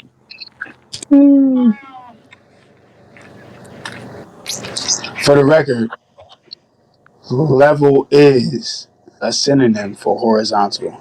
Thank you. It's the Earth's surface. Okay, so I have got. I don't know. I'm just saying what horizontal has. So you've got your level surface, which is the Earth's surface. The horizontal tangent. Hey, say synonymous for me. Can you say synonymous for me? No, I can't say anything. You won't stop talking. Well, say synonymous. Level is synonymous with horizontal. You don't shut up. It's frustrating and. You're arguing now, but you know what though? To keep it fair, Baron, to keep it fair, you do have to acknowledge that it is actually a synonym for horizontal. You should acknowledge that. Right. Look. People use Earth curvature calculators. Only because you said it wasn't. Somehow, you know what I mean? Only because you said it wasn't. Calculator, so they think that Earth curvature calculator is like something I'm using in the field, and then start talking for surveyors. Your level surface is the Earth's surface. That's the line of sight that you're naturally going to follow. The horizontal is the line that you're projecting from the Earth's surface to the height of the instrument. That is horizontal. That is going to be projected out mile, 2 miles. You can't do land surveying 1 or 2 miles. You have too much atmospheric conditions in the way. You can't do it because you go back the next day and the atmospheric refraction of the atmospheric conditions will cause that object 1 or 2 miles away to be a little higher, a little lower, a little bit different than what you do it that day. You can't do it one day and not go back and see it another. You cannot do it. It's not the accurate way to do it. You can't do it one day because the atmospheric conditions will change from day to day. So you've said the same. Dishonest. You've said the same thing 3 times in a row. You literally repeated yourself 3 times right now. You only be looking out 200 yards at a time. Okay, say it the 4th time. Maybe we'll understand. Say it the 4th time. Doesn't matter. Well, obviously, he doesn't know levels. The only answer he's going to accept is the one that he's already predispositioned to accept. No, I've listened to all these people, and I know these people. I talk to these people. I'm fine. Well, that's great. I'm fine. That's great. I'm fine. Hey, I'm fine. If you're measuring 1 or 2 miles away, then you're doing it wrong because the atmospheric conditions you're misrepresenting what I'm saying. Today. I'm sorry. You're misrepresenting what I'm saying. You're I also said 100 feet. I like how you left that part out. If I wanted to take you also said 1 or 2 miles. You also said 1 or 2 miles. If you're doing 1 or 2 miles, you're doing it wrong. You're doing 1 or 2 miles, you're doing it wrong. Can we move on? Okay. You're right, I'm wrong. How's that sound? Okay, you concede on level is horizontal, and you concede on 1 or 2 miles. Right. Okay, you're right. So the score is now 2-0. Thank you very much. Don't give the gift gallop or anything. Surveyor. Thank you. It's all good, man. Dude, hold on. Okay, so when are you supposed to use this plumb? Like, at what distance are you supposed to use it? I don't use a plumb ever. Okay, but no. Okay, I got you, and you said it too. So I know, but like, are you? You're arguing. If you're supposed to use it, when are you supposed to use it? Different people use different tools to measure things. Because Barron doesn't use a plumb line doesn't mean what he's doing is wrong. He's using different equipment to measure that. I didn't. You guys are arguing I about someone using a I'm not. straight edge Hold on. Stop. versus a Stop. tape Stop. measure, Kobe. right? Kobe. Stop. Because I'm not arguing No, about no, that. this is what I Relax. do. Because I'm This is not what I do. arguing about that. Please. So what I'm asking is, if you and I mind you, I just asked Level what the plum is. I have no clue what it is. I'm not saying who is supposed to do what job. If anything, I'm on Baron's side when it comes to him No, I got you. I meant to say doing True his Earth. He's job. Like arguing over which tools to use. yeah, nah, that's not True me. Earth. I don't No, I even agree. know didactic and all that shit they talking about. I don't know. But I'm talking about like just, and I'm for the layman. You understand what I'm saying? I'm simple as it gets for me. Some people call it dumb. I call it keep it simple, stupid. You feel You're me? not dumb. You're not dumb. So You haven't researched it yet, and that's fine. it's fine. I don't mind, and I don't mind learning either. You know, I Yeah. don't mind not knowing, and I don't mind learning at the same We time. all start So not knowing something. I agree. So my thing is right. What is this thing? When are you supposed to use? I think Trouble asked that before, but we got tied up into the argument. What is this thing? When are you supposed to use it at a certain time? And if so, when? It's And why don't you use it if you don't use it? So using back in the old days when surveying used chains and had a party chief, an instrument man, a rod man, they use different types of tools. Just sort of like block layers will sometimes, string out a string for, 50 feet sections between two pieces of concrete stake and use it to kind of get a baseline. The problem with string is it moves, it stretches. It's not a very good way to establish over a point. What he's talking about is a point that's in the ground. You're going to take your legs, you're going to open them up. You're going to grab what's called a tri-brack. It's like a little triangle that's got 3 what are called caps and screws on it. You can look through a dial and you can see a bullseye. You're going to move that tri-brack over that point until that point becomes centered inside of that vial. Now you can use 8-minute, you can use different types of degrees of vials that will give you different types of specificity to accuracy, right?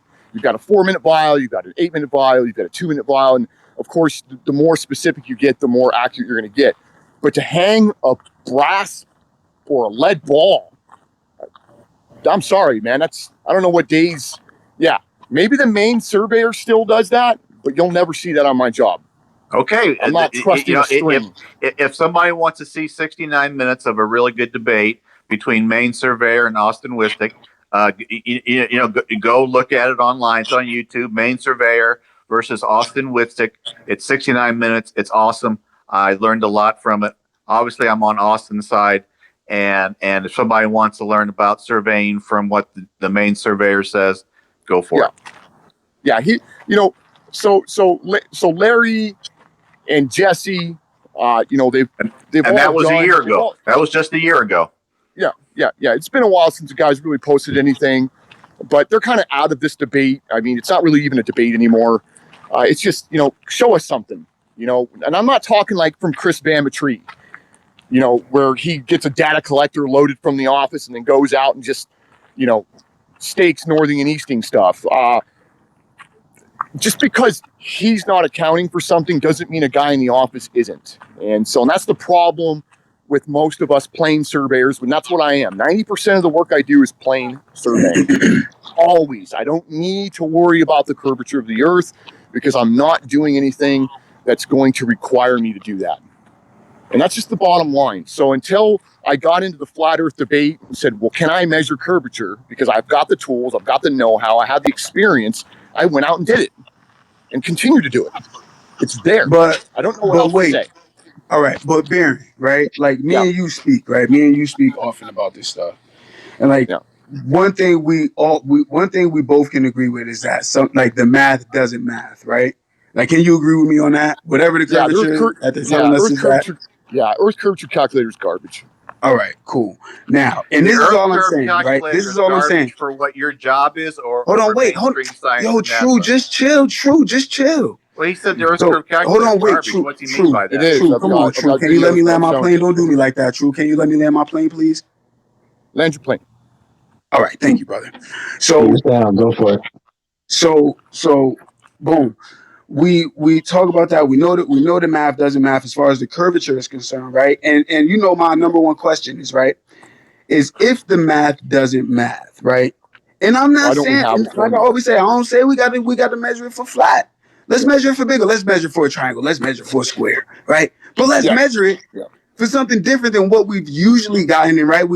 And like I said, for some reason, it just seems like this science is like the most concrete thing. Like this one thing we can't dibble dabble with. We can't make it a little bit more accurate. We can't. It's just always no. Eratosthenes told us this. Copernicus let us know. You know what I'm saying? It's like, damn, like my man has sticks. He has sticks and stones will break my bones, right? So it's like, damn, like with all this new technology we got, we ain't gonna try to make come on, man, come on. And that's it. I'm gonna fall back, and I just want to hear what somebody got to say about it. You know what's fascinating about Eratosthenes is that was 2,300 years ago. He supposedly did the sticks and shadows, and then we didn't hear about him until the late 1800s, and he didn't make it into American textbooks until 1952. So what happened with him between 300 BC and 1875 AD over 2,100 years? He was invented. I wish people wouldn't use him as if he existed. So there is no evidence that Eratosthenes lived. I don't really need like. So if I want to measure curvature, let's say I'm so glad I got to join this live just so I can hear you say that was Eratosthenes. It's not going to be with some sticks. There is no proof that he lived 2,300 years ago. Where did he go from 300? Where did he go from 300 BC? I don't know, man. I don't know much about the guy. Where did he go? Okay, so forget about that. Eratosthenes' experiments his experiments been repeated dozens of times. It's been repeated dozens of times. So Eratosthenes. If you would have done that on a flat plane, who's aristocracies? If you would have done that on a don't do that. You know who he's talking about, Joe. Don't do that. No. If you're gonna act like you're educated on a subject, you got to know what you're talking about. Don't do that, Joe. Don't do that. No, you got to know. Because don't nobody know how to say that. Look, man. Don't nobody know how to say that name, yo. Come on. Look, aristocracies didn't exist. I agree. Aristocracies did not exist. Come on, don't do that. Don't be like that, Joe. Anyhow, right, just like before, he was arguing about land surveying, right? But he was saying geodetric. Okay, it's GEOD. Yo, but that's not fair though, because you know it is fair. It is fair because he's arguing. That's not fair because you know what he's saying. He's arguing with a land surveyor. He's telling a land surveyor how to do his job, but he doesn't know the words of what he's talking about. That's important. It's important. No. You guys are protecting your ball. Right. I'm sorry. You'll do anything. I don't know if that's bad. I mean, granted, I see how you do that. You'll be like, damn, you know what he's talking about, though. You got to protect. I know, but I don't pretend to be. Look, love. If I was not an expert in brain surgery, which I'm not, and I was telling a brain surgeon how to do his job and getting the words wrong along the way, I would be a fool. I would be a fool, and everybody should laugh at me. Everybody should laugh me out of the room. I'm gonna put you on. I've seen those. I've literally seen like those experiences, right? Like, which part is disingenuous about what I just said? No. Peep. Listen, I just need you to listen. I need you to listen real quick. You are appealing to authority like you appeal to popularity. Hold on, True, because he was talking about hold on, True. Hold on, just breathe. Hold on, baby. Hold it down. All right. You should know better than appeal to authority. True, just chill real quick. Pull back on that stick, True. Pull back on the stick. Chill, True, just chill real quick. Now listen, Globy, I'm gonna tell you. I understand what you're saying, right? But I also understand like people in those positions that have humility, right? And I understand how it can be frustrating if somebody trying to tell you how to do your job, they ain't never been in the job. I understand that. But somebody that job. I'm not. But somebody that. But listen, somebody that know that profession going to let you know about yourself that you don't know about it, but also not going to make fun of the fact that you don't know about it. Right. You understand what I'm saying? No, I'm going to be honest with you. I have no idea what you just said. You mean this? It's actually that, but you mean, I get what you're saying. You know what I'm saying? They ain't going like, oh no, I don't. No, that doesn't exist. They ain't gonna do that to And him. he Come on, conceded Groby. that he shouldn't do any measuring over 1 or 2 miles. He conceded that as well. Yeah, so He you're conceded it because misrepresenting he what was I'm saying. he That's the conceded problem it there. because he was done arguing with you because you're dense. I He sure didn't enjoy concede you. it because he was I wrong. Yeah, sure it's enjoy you Anybody gloating. with I sure anybody with enjoy a you he's brain, gloating, spinning your misrepresenting. globe. He's misrepresenting what I'm saying. So here's we where I all know that. find here's where I find the hypocrisy, right? So we can't hold you to use the terms that are defined within the fields that we use to any sort of degree of specificity, but you can misrepresent what I say at will. How does No, that I didn't work? misrepresent what you You said. did You denied that level you was did. horizontal and horizontal was level. You Yes, denied it it. is not. It is not the same It thing. is. It's Not in my synonymous. field. It Somebody is just read it out not. of All right, dictionary. I all don't right. Somebody care just Can read I it what out change of the subject? dictionary. Webster Merriam uses. Hey, it's okay to say you're wrong. It's okay. Do you want me to pull out? Do you want me to Don't be pull out a like survey Fonzie book who and show can't you? say he's wrong. Don't. It's Do you True okay. Earth, want me to pull out a you survey said you book and weren't show you? telling him how to. You said you weren't telling him how to do his job, but you were telling him he has to use a plumb bob to do his job. So you That's were what telling many him how surveyors to and do his other job surveyors do. I'm sorry you dropped the while plumb. calling it the wrong thing. You drop the plumb down to the horizontal, which is the land, and you All just right, yeah, measure whatever Nope. you 8.2 say. or 300 Nope. yards out. That's Nope. what you do. And our The land surveyor horizontal is just said he can look out the over 1 and 2 horizontal miles is the and do his tangent job. He that I'm cannot extending because of out. atmospheric That's conditions what the from day to horizontal is. day. I'm sorry, he can't. Obviously, the level line curves. So we can't use that as a horizontal. We're trying to figure out the curvature correction. What do you think that is? Curvature Curvature correction correction. You just is said the what? Can I curvature finish? correction. Can That's I fucking finish? geodetric. When you say Can I curve fucking finish? correction, that's geodetric. You are not using plane surveying. True When you Earth, said I'm going to help you when out here, you buddy. just said Handshake, curve correction, handshake, you gave handshake yourself from across away. the aisle. You went geodetric. You went geodetric when you said curve. You have to curve to 3,959 miles of your radius of your supposed globe. You just Okay. said curve. That is not plane surveying. That is geodetric surveying. How is that I horizontal? got you right there. I got How is that you. horizontal? No, you don't. You don't have I nothing. did. You're You just said gibberish. curve. Curve is Mindless not dribble. plane. Yes. Curve is Yes. geodetric. I'm You said you had giving to make a you correction. the I You got got you. him. A terms we minute. You use. got A him. You minute. got I him, and you got also you. said It's okay. geodetric 15 more times while you got him. Oh man, geodetric. Because it's Sounds like a geodetric dude. versus plane No, it's not. surveying. That's not a word. True Earth, it's not a word. If you're going to argue on GEO, a topic, you got to geodetric, understand. GEODETIC. If there's even a society behind it, Geo, I'm going to help you Right. out here, Where's GEODETIC, buddy. the R? The R Geo, geodetric. radius? Look it up. Oh, I it's, get it. Look it I up. get it. it's, He's throwing the Geodetric R in surveying. there for the Look it's up radius. Nice geodetric geodetic. work. surveying. Look at you. Look up geodetric surveying. All right, I'll look it I up right will. now Look for it you. up. I'm going to look it up right now for you. T. I'm going to look What it is up right it? now for you. All right? All right, here we go. Watch. TETRIC, right? All right, But let's check that you out. know what he's saying, though. Right. No, but listen to how adamantly he's But saying, you like, letting the conversation go where it don't need to go because he mispronouncing it, yo. but You he's know what he's doubling talking down on it. But then about. he misrepresents what I say, and that's okay. What is that It's word? like, What is that word, You True said Earth? you had to make a Come curve on, man. allowance, which is geodetric. I'm sorry, no, folks. Where's the I'm trying. No, R? apology accepted. It's okay. It's not that big of a deal. I said it was GEODETIC. That's what I said. Right. Thank you But for Okay, it's not. playing. then you There's no. said the right Thank There's you thing, no but for you keep playing. T. I adding an never R. said I want to R. move on. I want to get to this You said horizontal R. Thanks for tangent playing. I being the said same thing He as a might have level. pronounced it. GEODETIC. That's what I said. But you're saying Don't strawman me. Don't but you're saying strawman me. geodetric.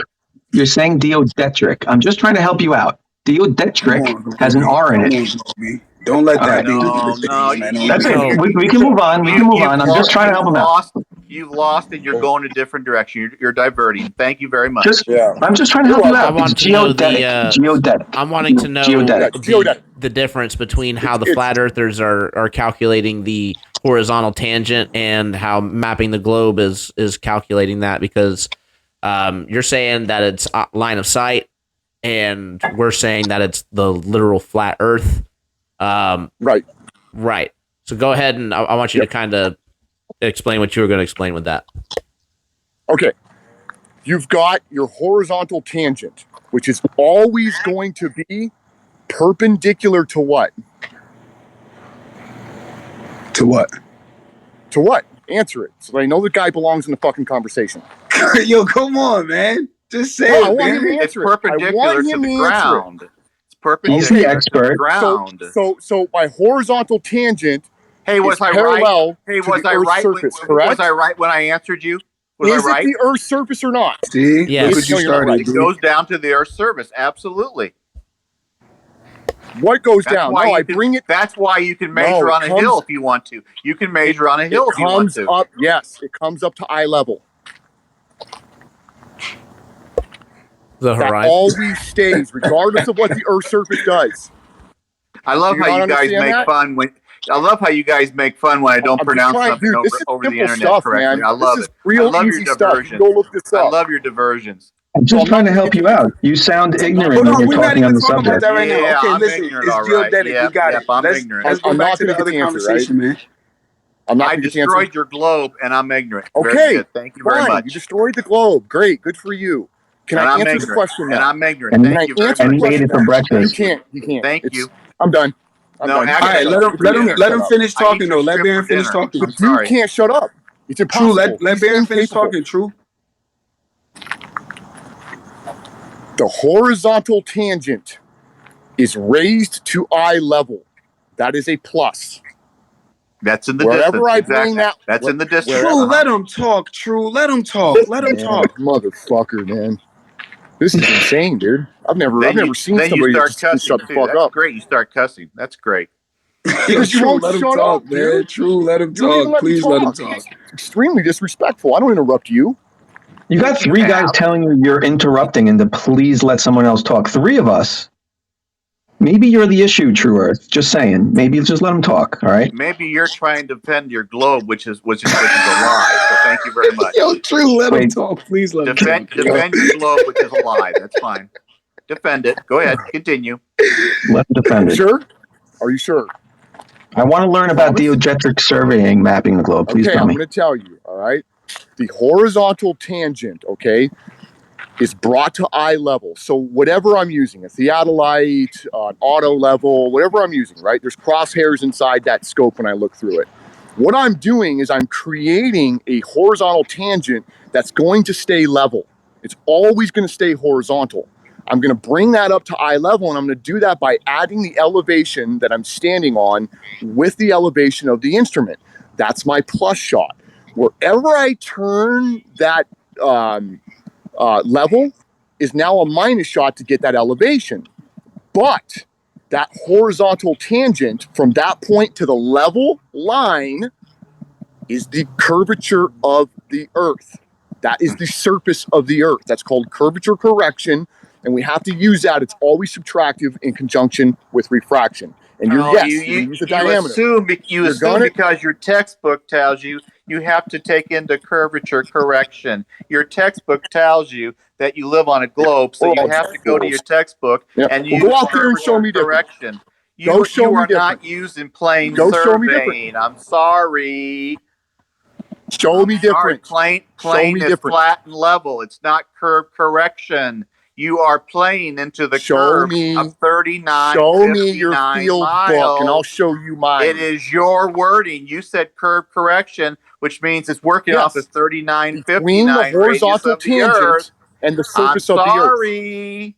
Your apology accepted. It's okay. When you said curve correction, you gave yourself away that you're a globe. It doesn't. No, it doesn't give anything away. It doesn't matter. I don't need to assume anything. And you also gave it away that you don't use plane surveying because plane surveying doesn't use 3959 for the radius. It considers flat. I already told you I don't need 3959 to plane survey. I don't need it. For curve correction, you need 39. For curve correction, you need 39. I don't need the curve correction. You need 30. When you say curve correction, you need 39. I don't need it to turn angles, dude. You'll do anything. You'll do anything to defend your globe, won't you? Oh, You'll do anything. Dude. You're talking about surveying elevations. I'm talking about turning angles. Curve correction. Curve correction. If you want a vertical datum. Curve if you want a vertical datum. Yes, get that out of the textbook where you get it from. If you want your textbook would be vertical datum. your textbook wouldn't be sold if it was plain surveying. True Earth. What year? Curve. What year was What year was the globe? What year was the globe invented? True Earth. What year in your conspiracy mind was the globe invented? The conspiracy that we live on a globe. That's a conspiracy. If you want to go back, I know that. if you want to go back to Copernicus, you can go back to Copernicus about 1511. He died in 1543. You had the Catholic Church. The Catholic Church got scared of Calvin and Luther and the Protestant Reformation. They yanked Copernican theory around 1611. They brought it back in 1810 after the Protestant Reformation died. Then George Lamette in 1927, Catholic priest said the Big Bang is accurate, and the Pope and the Catholic Church went along with it. And now the Pope says that Big Bang and Christianity, the Bible, go together. Jesus, I asked the wrong question, huh? I just wanted a year that the globe was invented. We all let him talk. That was very nice, guys. Well, the globe was invented by Satan about 6,000 years ago. That's fine. Oh, you mean that dude in a red jumpsuit with the pitchfork? If you want to say that. Not at all. Not at all. They don't look like I that. got one thing to say to you. Curve. How do you argue with someone that says Satan invented the globe? Let that sink in. Surveying, and you said curve correction. You gave yourself up. I'm sorry. Hold on, wait. For a vertical datum. Now we got into a different conversation. We're talking about devils and stuff and Satan and stuff. Yeah, I can't get into that. You don't want me to get into that. We can do that now. So look, we can do it a different day. No, you don't. Listen. And you don't even have to be religious to like have this conversation, right? I'm not religious myself, but I know God is real, right? But let's just take into consideration we know what this stuff represents, right? We know what the Bible represents, right? And let's say that what's in the Bible, right? We can see what's in the Bible. The Bible says that the enemy is the author of confusion, literally here to do the complete opposite of what God is to do, right? If you call that Satan, you call that the devil, you call that demons, it's whatever you call it. I call it the enemy. You can call it whatever, right? But if that's the case, that the Bible is saying that whatever is in this Bible is God's word, and that's what's supposed to be said, right? That's what we're getting from it, right? I'm not saying believe it. I'm just saying let's understand it, right? Mm-hmm. So if we understand that this is supposed to be God's word, and this is what God's word says about the evil that is going against God, if God said that the earth was created to be immovable, for it to not move, if God said that, 1 Corinthians 16:30, exactly. Right. If so God why said, would the eyewitness hold on, wait. Listen real quick. Let me just land my plane. I'm gonna let you go. Let me just land my plane, please. I'm gonna land my plane and I'm gonna let y'all rock. If God said that if God said that the sun and the moon move according to will, and stars, he put the stars in the firmament, all these things, and there's somebody saying that the earth is moving so fast, so crazy, hurling a ridiculous amount of 666,000 miles an hour, rotating 65,000 miles an hour, spinning 1,000 miles an hour, then it's a vast nothingness of space. God said it's a firmament on top of this joint, so nothing can escape it. Right, but here we are with the vast nothingness that we can go to. I would say check out my buddy Dan McClellan for if you want to reference those terms for Hebrew and Greek, because he's got master's degrees in both, and he can tell you what the interpretation within that context would mean. Does that make sense? Yeah, the word they use in the Bible, the Hebrew word they used was rakaya. The Hebrew word they used was rakaya, and that means that heavens. Listen, y'all stuck on firmament. Well, that's an important part of what you said. It translates to expanse. Listen, y'all stuck on firmament, and I get it, I understand, but let's just say expanse, right? Let's just use expanse. Right. And y'all be stuck on firmament, I get it, but everything else I just said means nothing, right? In the Bible, it says that God moves the sun and the moon according to will. Right. In the Bible, it says that the stars are fixed. I'm just saying, let's take into consideration what it says. Well, but it also says let's take into consideration what it says, and let's see what's happening in real life. If the Bible says the enemy does a complete 180 of what God is doing, is there an enemy present? Do you see an enemy present if the Bible says that that's what an enemy does? I don't see an enemy present. Oh my God! Wait, hold on. I'm not asking you if you listen. I'm not asking you if you believe it. I'm not asking you if you're a Christian. I'm not asking you none of this stuff. I'm asking you if the Bible says the enemy does this, goes against completely what God is saying. And in the life we're living, we can see God's word being manipulated and turned around. Like, you don't, like, if the Bible says that's what an enemy does, you don't see that that could potentially be an enemy that the Bible is talking about. Right. So the problem that I have with these stories is my God. No. I'm not asking you if you think it's true, Baron. I'm gonna give you an example. I'm gonna give you an example. Okay. But it was a yes or no question, though. So I can't elaborate. Sure. If you assume all that is true, then yes. Then I mean, no, not even assuming it's true. Not even assuming it's true. Let's just say we understand what the Bible is supposed to represent, right? I want you. Right, assuming you know what it's supposed to represent, then yes, I agree. Let's just take into consideration. Exactly. Let's just take into consideration we understand what it's supposed to represent. Not saying we believe it, not saying we think the stories are real, not saying that it's, let's just say we understand exactly what it's supposed to be. And if in this book it's saying that this is what an enemy does, and in our actual life we are seeing something that is going completely against the Bible, that is saying that, hey, something that goes against this is a form of an enemy. But let me, I agree. But the foundation. That's all I need to know. All I need to know is if you agree or not. Okay. But the foundation of that thought is you have to assume you know what God is representing. And if that's arguable, because none of us can translate Hebrew perfectly into English, right? So there's ambiguity over what God was actually saying in the Bible. If you're going to believe that the Bible is God's word, then the foundation of what you're saying is false from the beginning. It's false right from the beginning. Hold on, wait. I don't know if I'm being clear or not, but I'm not asking. Probably are. I've had 3 vodkas, so. See, I grew up Christian. Yeah, you're right. I grew up Christian, but I'm not Nothing's a Christian very clear. So maybe it's like, maybe I understand how to put myself in positions where I'm not necessarily in belief, but can understand. I'm not asking y'all to put yourself in a position of belief. Right. I think you can understand and believe. Like, I think understanding and believing are two different things. Right. I think you're trying to demonstrate I think you can understand and the not philosophy believe is superior than the practice. Say that again? That the philosophy is superior to the practice. That the teaching. It's too deep for me. You take it. I don't know. I ain't gonna hold you. That was good. That was a nice one. the takeaway, the teaching or the proverb, the message that I receive is superior to the practice. Yes. What do you mean by that, though? So if I were to take these stories literally and not be able to conceptualize the metaphor and practice them, I would not.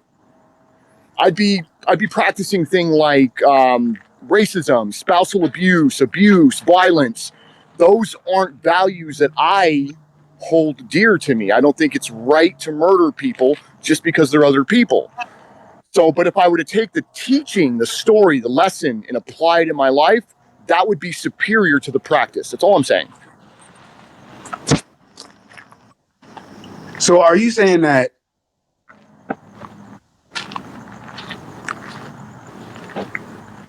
okay, so you're saying that you don't need to kill in order to know that killing isn't a good thing. My fault if I'm not supposed to say that on your channel. But you're saying that you don't need to do that in order to know that that's not a good thing to do, right?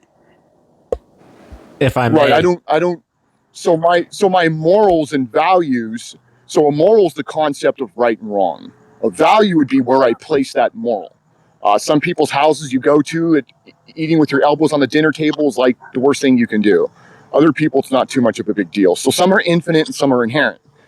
Now, what I'm saying is some of the theology in the later texts have a deeper meaning than earlier texts. And so if there's one force sort of guiding these people to interpret that and copy down, well, word for word, what God's trying to say, why do we see such different teachings in the theology?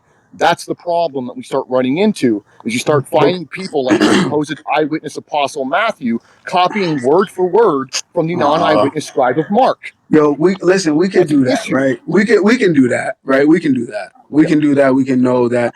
But like, you got to know that the Bible was tampered some way, somehow, right? You have to know that.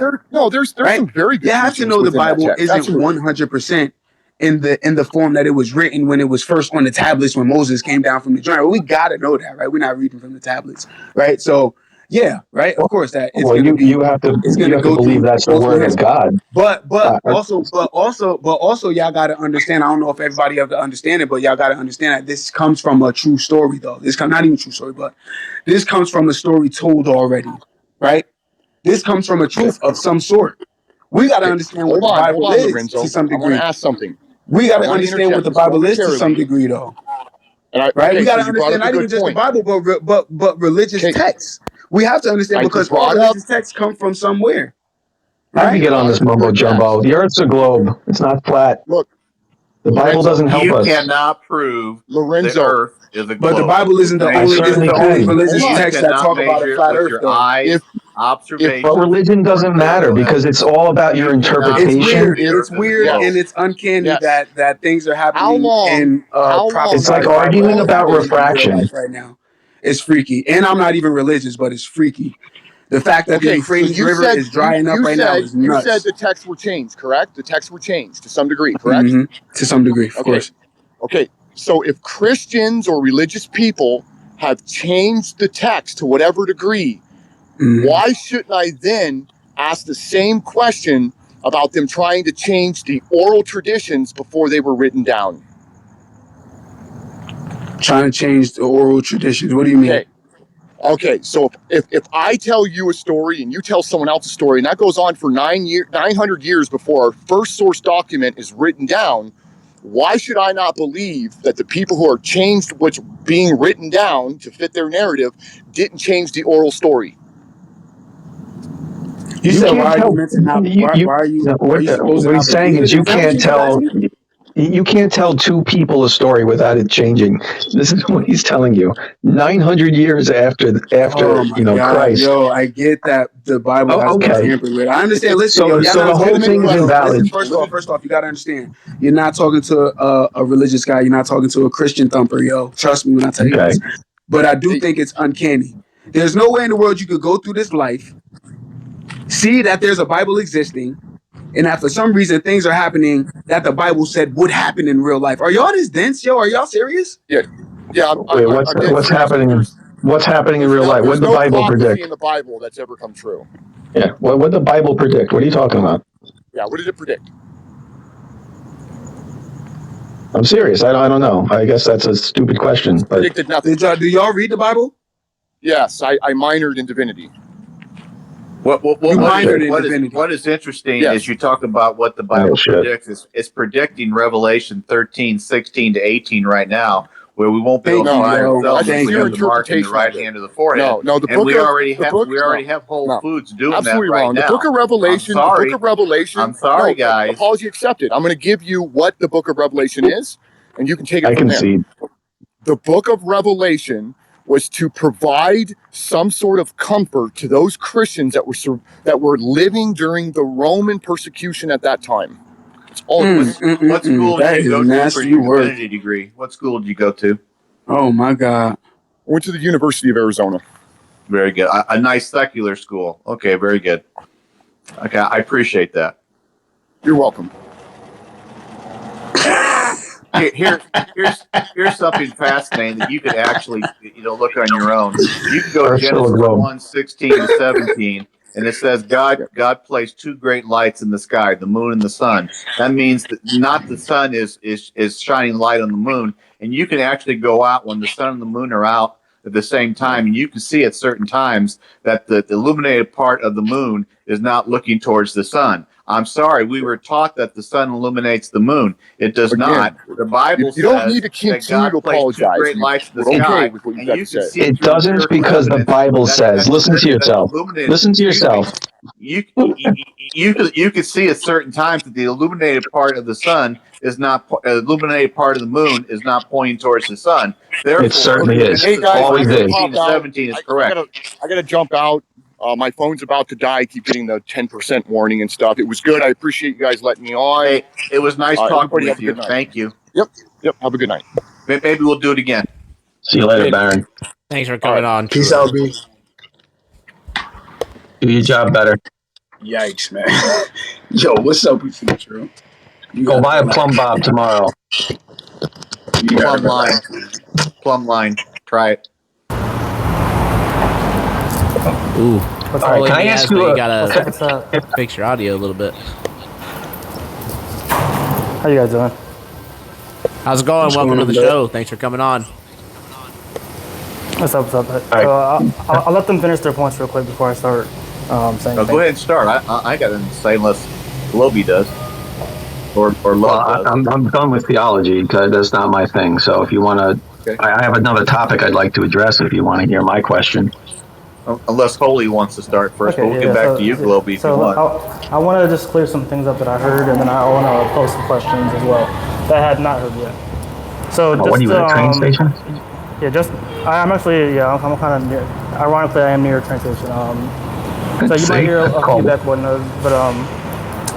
anyway, so just to start off with, when I first hopped in here like an hour ago, you guys were talking about clouds and how electrostatics is what is keeping the cloud from leaving our atmosphere. Is that safe to assume, or did I interpret that right?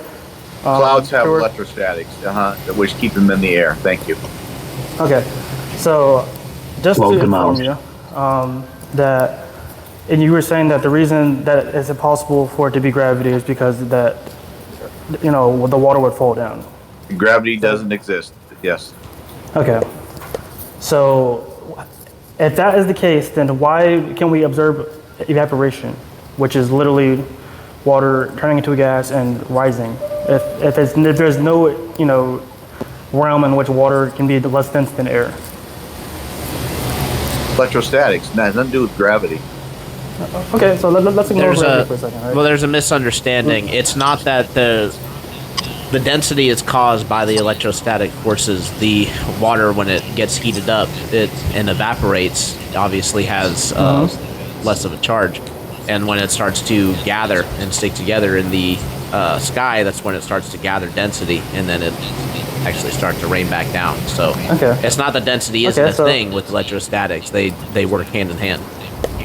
Got it. But exactly. And then you guys do understand that the concept of density involves weight, which, and you don't have to believe or disbelieve this, but we understand that at least on the globe model, that weight is literally just how much gravity's pull is on you based on your mass, correct?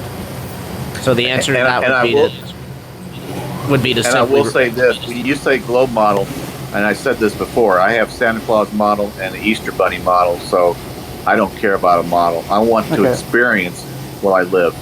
Okay.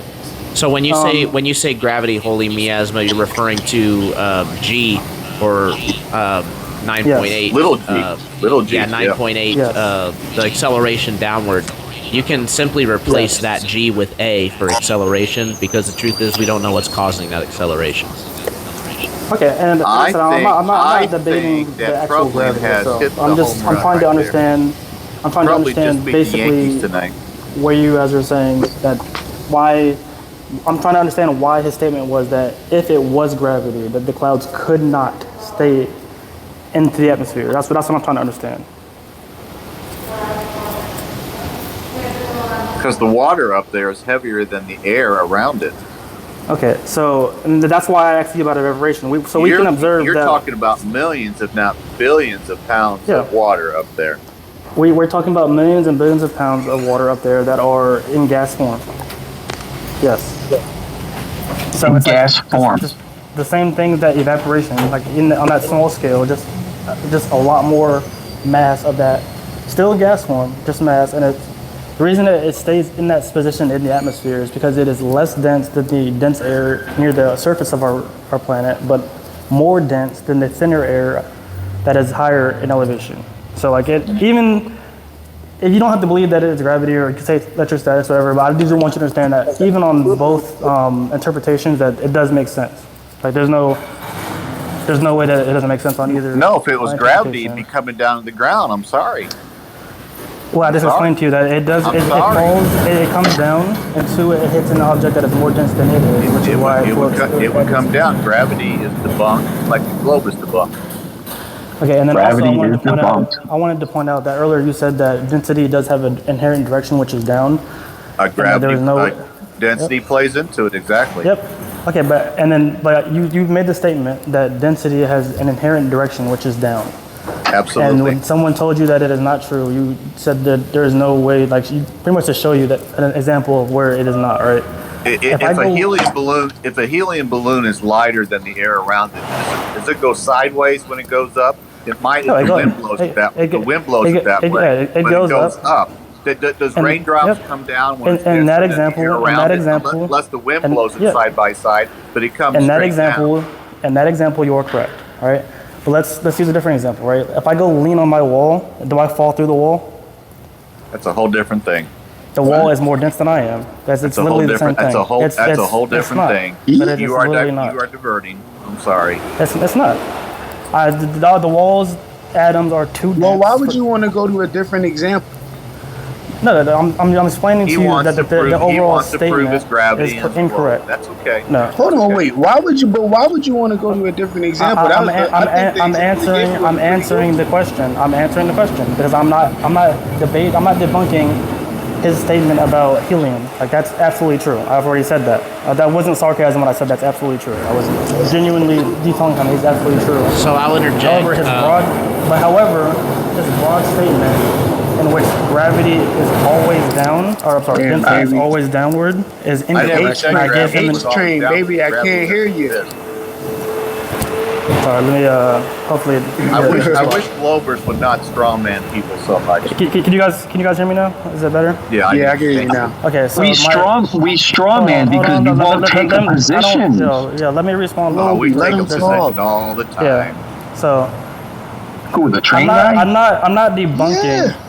I'm not debunking that helium rises in that direction in which helium rises would be upward, right? I'm debunking the statement in which density is always down. And the reason I used a different example, other than the helium example, is I've already agreed that yes, helium will always rise, but density is not always involving helium. All right, so in the example in which I lean on a wall, right, I do not pass through the wall. If I go lean on air, if I go outside right now and just try to lean on air, I'm more dense than the air. I will go right through it and I'll hit the ground, right? The wall being more dense than I am, the wall being more dense than me would not let me fall down. If I got a plastic dryer, like a plastic piece of paper, and I'd held it up and I leaned on it, once again I'd fall through it because it is less dense than me, and I would hit the ground. You go boom boom. Thank you. So that's density. So what you're doing is you're essentially agreeing with me that density does not have a downward direction. It is just density is going to stop things that are less dense. I'm saying that once if you fall towards the side, you're going down. Yeah, you're not falling. But when you made contact with the dense object or the less dense object, the object was not pushing on you in a downward force. You after passing through said object, which was vertical, yes, you did fall down. I'm not ignoring gravity. I'm talking about just the interaction between me and the surface. It could be a piece of plastic that I've stretched out. It could be a fog. Like I can't go lean on a cloud. If it's a cloudy day, can I go outside and just lean on the fog? No, absolutely not, because I'm more dense than that object. So I'm just pointing out that density does not inherently have a downward object. It can, but it does not inherently. But if you fall due to something being more dense, if you fall from leaning on it, you're going to lean and fall on the ground. Okay, but that's so. If you're more dense than an object, you don't fall sideways, you fall down. Yeah, but so and I understand that, but after you have passed through this object, don't strawman and don't divert. Once you pass through this object, we've already passed through it. So anything that happens after that point is why is it relevant? Huh? So I actually agree with Holy Miasma on this particular point, and here's why. Because it absolutely makes perfect sense with the density thing. Obviously, objects that are dense are not going to be able to pass through each other. However, it is true that more dense things tend to be closer to Earth's surface and further underneath the surface, and I think that is because of the downward acceleration. Just think about it when you have... let me think of a good example. If you got a bunch of rocks of different sizes in a bowl, and you ever shake it out, and you'll notice that the bigger rocks will go to the bottom, and the more dense rocks will go to the bottom, the less dense will go, to the top. So density is an effect of the acceleration a lot of times, but I actually agree with Holy Miasma that the density itself doesn't have a direction, if that makes sense. Yeah, that's all I was trying to make the statement of. He kind of worded it better than I did, and that's essentially what I was trying to say as well. Yeah, if somebody can tell me how density pushes something sideways, I'd really appreciate it. Yeah, I can actually give you an example. If I crash my car into someone else's car, that's two objects that are too dense to pass through each other, and that's sideways force. Like, it doesn't have to be in the gas. Like, that's literally... It will go down if those items are more dense than the air around them. If they're the same density, they will stay right there. So that's also why. All three of those things that you said are absolutely correct. I love that Troubling knows all about acceleration because he's 100% right. Yeah. What you just said, all three things what you just said are actually still facts. I'm not saying that you're wrong. I'm saying that the concept of density itself does not inherently involve any particular direction. It literally is just an object that's more dense than another is not going to let an object that is less dense than it pass through. That is all it is. True Earth. Why does helium rise? I can answer that question. I don't want to get on the whole electrostatic things that I know he's going to say again. I want to ask some questions real quick, if you don't mind. And then... Well, I don't mind. I'm not doing anything tonight. Okay, so I have a question for people who believe in the flat Earth. This is for anybody. This can be anyone in the chat. Them, it doesn't matter. Why can I go to the northern hemisphere in a northerly latitude and look at Polaris?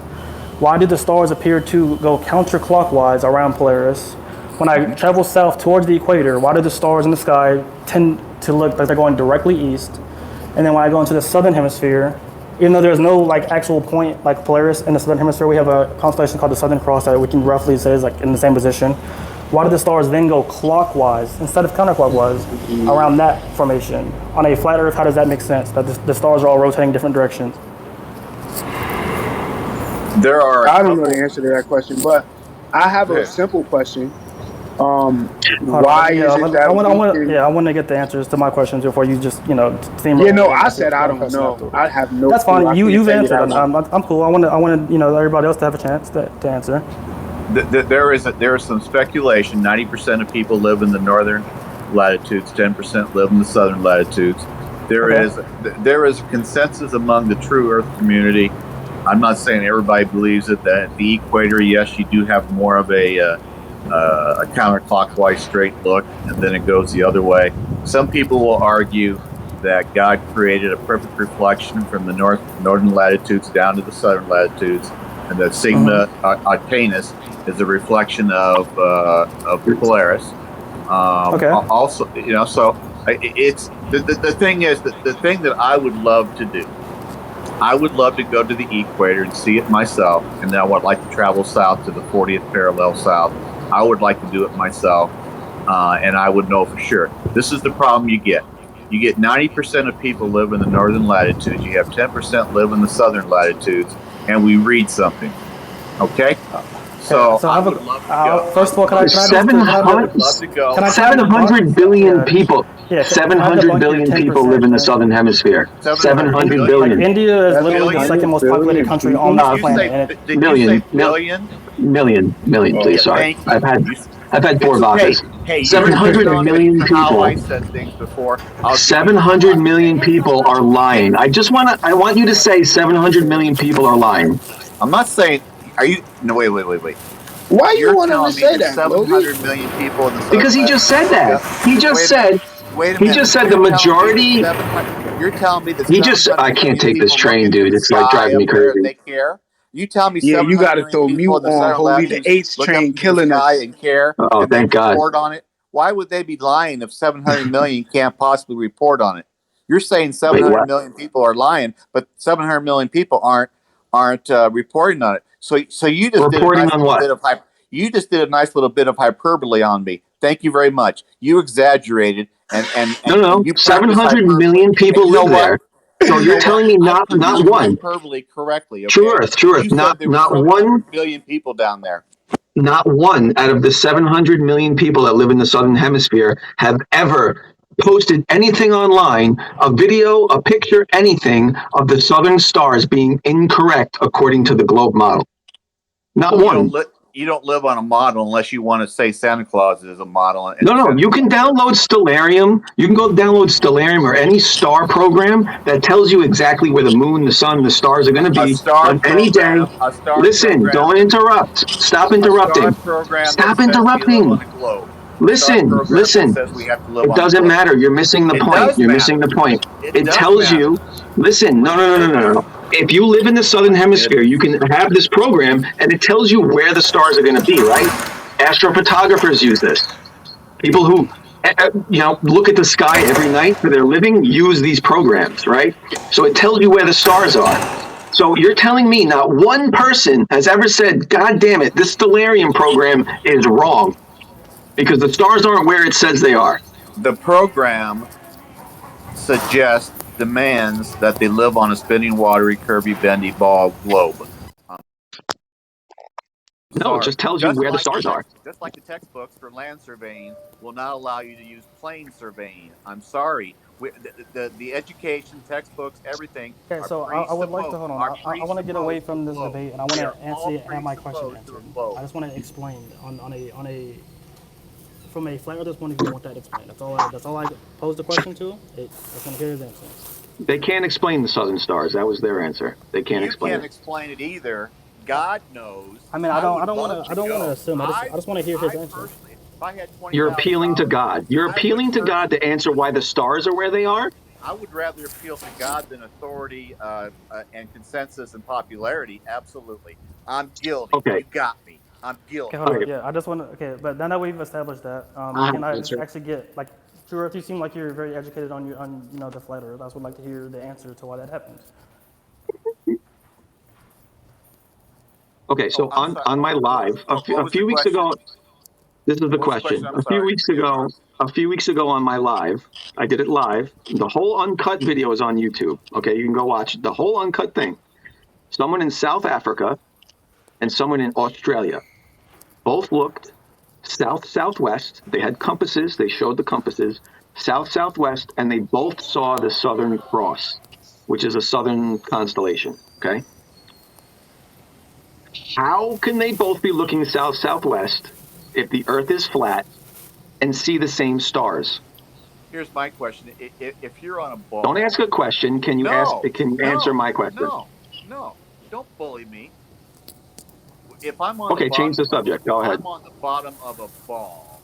Let him change the subject. I'll come back to it. How does the compass go through the ground to point north?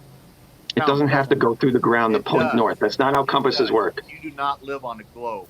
You live on a fairy tale. So you changed the subject. Thank you very much for changing the subject. We knew you would do that.